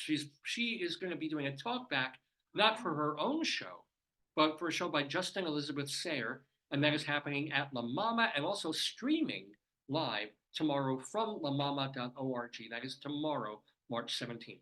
On Monday, Lonnie Price will be directing A Toast to Steve and Edie at Carnegie Hall's Zankel Hall. It couldn't be more appropriate because we just lost Steve Lawrence about a week and a half ago. So Lonnie Price directing A Toast to Steve Lawrence and Edie Gourmet being done at Zankel Hall. On Tuesday, on Friday, the 22nd, Melissa Errico will be singing Acoustic Sondheim, and that is at the Green Room 42 on 42nd Street. Or you can either see that, or you can go see Jessica Scher do her Betty Davis Ain't for Sissies. She is tireless with that, and that is happening at the Triad on West 72nd Street, also on Friday night. And playing now through the end of March, the play Before the Drugs Kick In by Mike Lemmy, that is at the Theater Lab in Midtown. Oh, honey, we have an alert. Guess who for? And he was actually mentioned earlier by Michael Garin. Guess who's directing something? Austin Pendleton. Yes! Austin Pendleton. Now, for week after week after week, he had been directing a revival of the Tennessee Williams play, but now, nope, he's on to something else. He's directing a revival of his own well-received show called Orson's Shadow, and they're doing it at Theater for the New City that is running now through the end of March. Charles Bush wrote and is starring in his play Ibsen's Ghost. That is at 59E59 theaters. On Broadway, Lilias White in Hadestown, Alan Menken's music in Aladdin, and his music off-Broadway in Little Shop of Horrors. I want to remind you that Eric Comstock and Barbara Fasano played Birdland on Tuesday evenings. Vince Giordano and the Nighthawks are at Birdland Mondays, two shows on Monday evenings. And of course, Jim Caruso's cast party every Monday night at Birdland. Get your tickets for all of these things at birdlandjazz.com. Shout out to Evan Seplow and his website, stagebuddy.com. Shout out to David Sheward, who is a theater critic and writes for theaterlife.com, culturaldaily.com. Leslie's book. You could have showed her the book. Oh, yeah, and totaltheater.com. Leslie Hoban Blake, I mailed her as a gag. Joyce and I mailed her a children's book. Was it the RBG one, or who was it? Don't say it in case she wants to get it. But to the address that she gave us, mailed it, and it just came back to us this week, like 2 days ago. Unsent. What do they call it? A return to sender. Return address. Address unknown. Maybe Leslie is moving. So we don't know. Maybe, but the funny thing is we mailed it in the middle of December. It is March 16th, and we got it back on like March 14th. It took 3 months circuitously to get through the post office for the post office to say, oh, I guess she doesn't live there, except she does. So sorry, Leslie, you never got our book. That's the thing. Yeah, somehow. But anyway, shout out to her because she co-hosts Two on the Aisle with Charlie Gross on Manhattan Neighborhood Network and on YouTube. And finalmente, is there any other? Oh, and don't forget to listen to the long-running radio show Everything Old is New Again, hosted by David Kenny on WBAI Radio in New York. And those, my friends, are the friends of the Daverhood.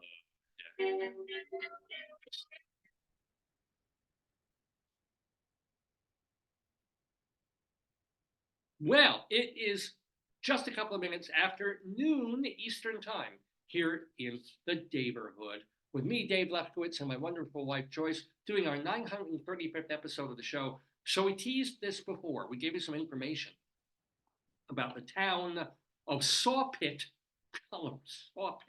Colorado. But I know you want to hear a little more about it, and I know that you want to hear our horrible, evil, disgusting limerick devoted to Sawpit, Colorado, our Colorado limerick of the damned. A limerick is a comic verse of 5 lines, in which lines 1, 2, and 5 would end with words that rhyme. And likewise, verses 3 and 4 also end with words that rhyme. So this is a limerick.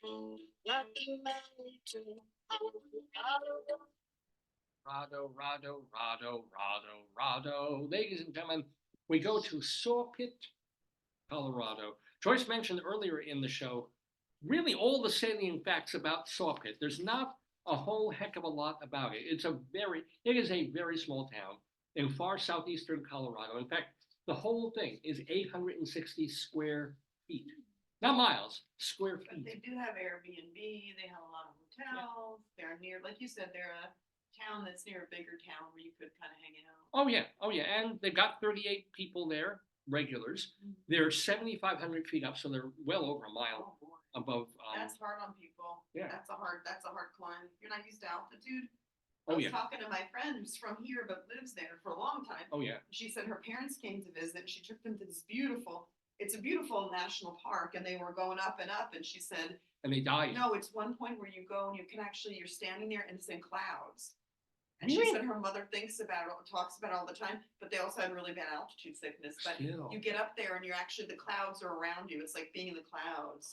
Yeah, it's beautiful. I would I have love to to. figure out where it is, but yeah. I know that's still pretty low for clouds, I ain't it? don't know. Maybe it's Because the airplane will go, but airplane goes 10,000. Atmospheric condition, maybe an atmospheric condition. Yeah. I'll ask her again where it is. Yeah. We could go one time. That is cool. You as you mentioned, they do have a general store that's called the Sawpit Mercantile. What else do you need? Well, basically, if you have a general store, has all the store things you need. The sun will deliver. It was a mining town, and that's why they had the general store, because it was for miners. It's true. What's Or full-grown adults as well. No, I hit a button that it's okay. And as you also said, back in 1892, the town Oh, railroad. stopped on the Rio Grande Southern Railroad, and it was first called Seymour. Southern. But I guess they felt there was nothing to see. See less. Yeah, it's like there's no more to see. It's Seymour. Seymour where? Maybe it was a name. But the new name, Sawpit, came from miners needing lumber to build their colony. So they had saw pits where they were doing all the, That makes sense. still saw pit. And they kept that one. They left Seymour behind for saw pit. Easier to spell.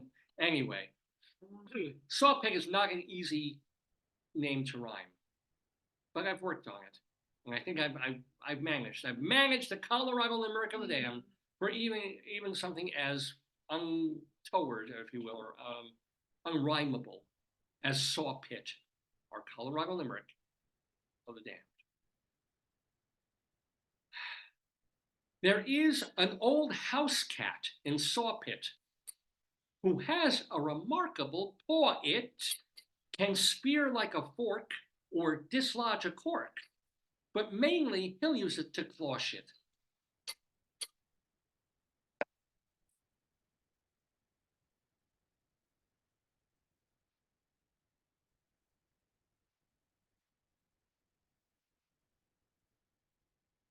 If you want to complain, the best way to do that is go to davesgoneby@aol.com. Just drop me a letter that way, davesgoneby@aol.com, or message me right here on Facebook. Remember, I have a Twitter feed, Radio Dave 2.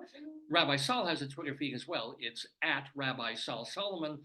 And also, we have, Are you okay? forgive me, an Instagram page, which is david.lefkowitz. So do check that out as well. And all the usual URLs, davesgoneby.com, archive.org, and the Dave's Gone By page, the Dave's Gone By YouTube page, castbox.fm, our place on there. And don't forget the other website, which is davelefkowitz.org.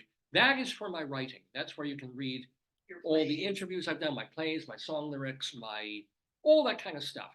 It's davelefkowitz.org. So it's not to do with the radio show.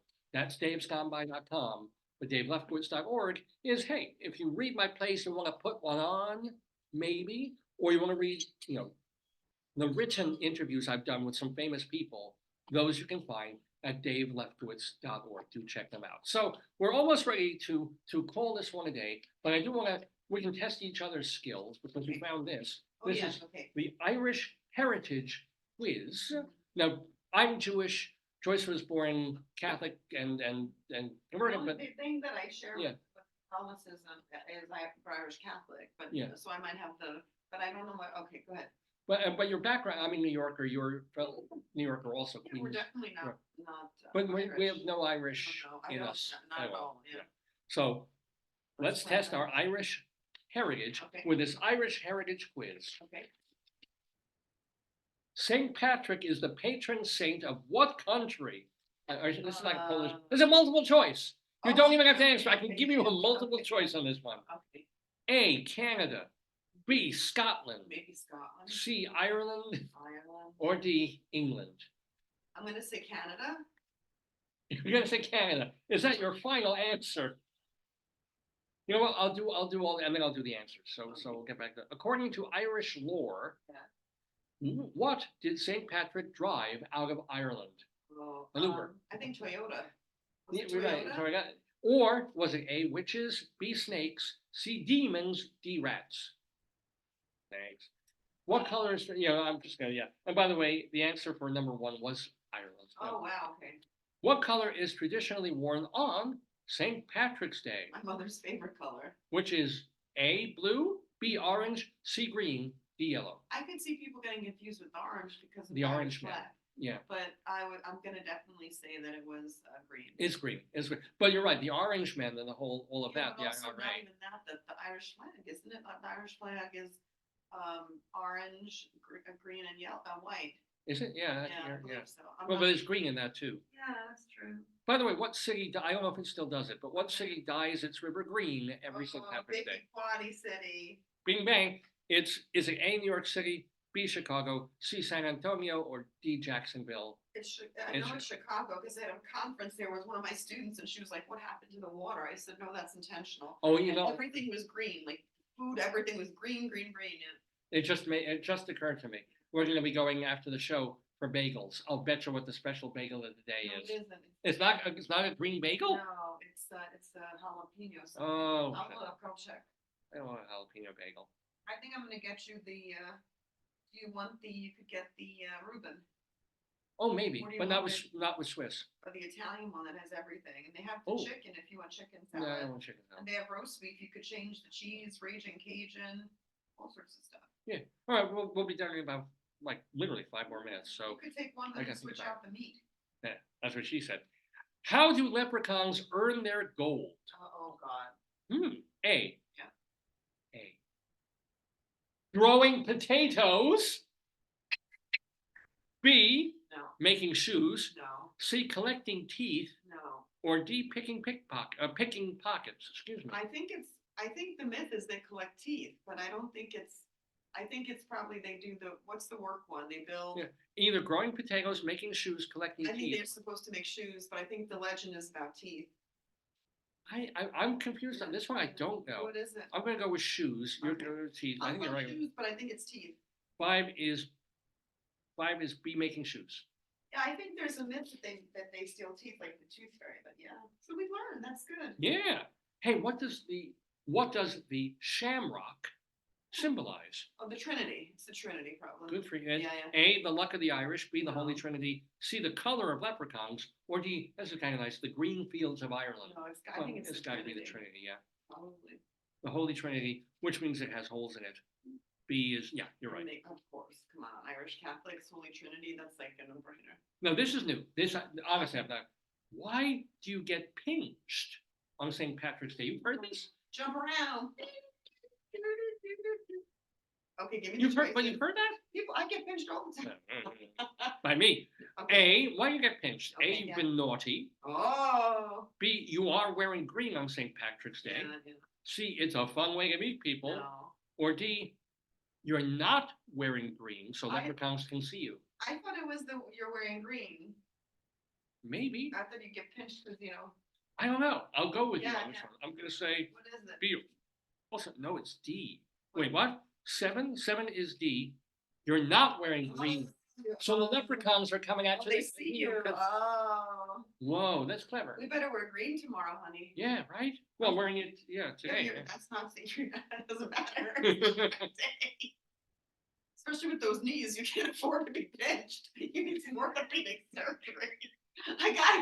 David, we gotta get you an orthopedist. When we're getting the bagels, you just go next door to the orthopedist and get your legs x-rayed. Jesus, yeah, I know, right? Maybe we can It's put so them on the scanner at the supermarket and they can scan your knees. Oh, Oh, brother. Yeah, Hey, what are the odds yeah. of finding a 4-leaf clover? Are they? It's rare. Is it 1 in 1,000, Mm. 1 in 10,000, 1 in 100, or 1 in 100,000? I think it's 1 in 10,000. I'm gonna say 1 in 10,000 There too. might be 1 in 100. Because I mean, people find them. They're not. Well, let's see. 8 is B. 1 in 10,000. Yeah, got it. Good. And when is St. Patrick's Day celebration? What day of the week, or what day of it's March? You know why I know? Because it's when I got my first temp job. I got my first temp job from Irene Cohen. I went in, I was desperate for money to complete my MPH, right? Because I Yeah. needed money and I got a lot of help from people, but it was very expensive. And I couldn't afford to, I needed money. So I went to a temp agency. They were convinced that I was doing some kind of research study because then I'm like, I got a nice counselor called Joanne. And I'm like, Joanne, I just need money for school. Like, and so she always found me work. And as I went out, I heard, dun, dun, The parade? yeah, and I was on, because the place was on Fifth Avenue. Wow. So like I step out and I hear all the music playing, and I was like, yeah, I got a job. Pretty good. The luck of the Irish. Yeah. Of Were you course. wearing green? No, my name is Joyce and I'm born on Bloomsday. That's right. Yes. June 16th. Jers, Joyce's my birthday. friend's father, he Yeah. was completely Irish from Ireland, and he would call me Jers. Jers. Jers, come here, Jers. Wow. Yeah, I have the luck of the Irish. You I'm do? not Irish, but I No. do. No. I have no Irish descent, but I do have the luck of the Irish because I literally walked out. It was like the third floor. Get off the elevator stairs, walk out, and I hear the music. I'm like, what is it? Full parade, full parade. Yeah, yeah, I'm like, yeah. Thank you, people. Yeah. Yes, Joyce is happening. So maybe you can answer this one. Oh no. Where was the first St. Patrick's Day parade? Was it A, Galway, B, Belfast, C, New York City, or D, Dublin? I'm gonna say New York. Right? I'm thinking. Why would you have it on St. Patrick's Day? I think it's outside. It's just for expats. Yeah. I wouldn't be surprised. I'll say New York. Okay. And the answer is New York City. Yeah, yeah. Oh, so I think we got 9 out of 10. Well, I got 8 out of 10. You got 9 out of 10. Well done, babe. That's because we didn't want to look too smart. Well, yeah. No, we gotta get one wrong just to be plebeian, you know. But anyway, it is about 12:15 in. Oh yeah, well yeah, we're closing out the show. So I want to thank one more time Michael Garin for being with us in the day. My darling adorable wife Joyce, who's running out of the room to the bathroom to and certainly for all her help and all her love and happy certainly happy spring, not just St. Patrick's Day, but spring is just a couple of days away, and we've certainly had a couple of days of incredible spring-like weather. I mean, what was it? Early in the week, we had snow flurries because it was a very cold, windy morning, and then 2 days later, it was 70 degrees. And it's going to get colder again a little bit. We're going to have another cold front, but not like winter, at least at this point. So enjoy it and enjoy the coming of spring and enjoy safely St. Patrick's Day. Have some corned beef and cabbage, either together or apart. You know, it's perfectly okay to have corned beef and cabbage apartheid. But if you want to put them together, that's fine too. Drink responsibly, and what else do people do on St. Patty's Day? And if you cannot dye your toilet bowl green, you know, drink and then vomit up. It'll come out green, and you can do the same thing. Anyway, I'm Dave Lefkowitz. We will see you next Saturday. Yes, we do have another show coming up. I don't know if we'll have a guest or not. I'm hoping to. But if we don't, we don't. We'll still do what we do here in the Daverhood for the 936th episode of Dave's Gone By. Until then, don't miss your Dave's going by. And let's do a real blast from the past here. This is a song that we played years ago, and I can play this music because I friggin' wrote it, and I play the crappy piano behind it. But it's a song. It's a lovely Irish song. You won't find the Chieftains back when they were the Chieftains, the Dubliners. They weren't doing this kind of music. The Pogues, they could have, quite honestly. Clancy's didn't do this one, but I did. It's an original. It is called "Drink Till I'm Drunk and Gone By."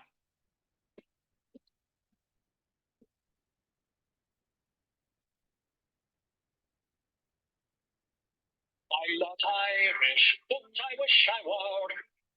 'Twas the Irish love their fun. When the Irish come to celebrate, they don't stop till the punching's done. So although I'm not an Irishman, I can hold my glass up high. I can drink just like an Irishman, and I will until I die. That is why I'm tight each and every night. Fill my glass and all will be right. When I drink till I'm drunk, then drink until I'm sick. Rugby and politics, pour me a shot. Mountbatten really deserved what he got. Grab me a Guinness, grab me a stout. I won't stop till the gun vomits out. When I drink till I'm drunk, and drink until I'm sick. Watch me stumble out of the bar, onto the sidewalk and into my car. When I come swirling into your lane, hoist up a glass and we'll drink up again. When we drink till we're drunk and drink until we're sick. Everyone dresses so festive and gay, wearing the green on St. Paddy's Day. Thanks to the whiskey and thanks to the booze, my shoes when I drink, drink, drink till I'm drunk, and drink until I'm sick. Drink till I stagger, drink till I fall, and cover the sidewalk with road alcohol. Call me a loser, call me a jerk, still it beats taxes, marriage and work. When I drink, drink, drink till I'm drunk, and drink until I'm sick. Everyone, drink, drink, drink till you're drunk, and drink until you're sick. One more time, just drink, drink, drink till you're drunk, and drink until you're sick. I'm wearing green from my mouth to my shoes. Maybe the favorite line I've ever written about anything. I'll see you next week and gone by.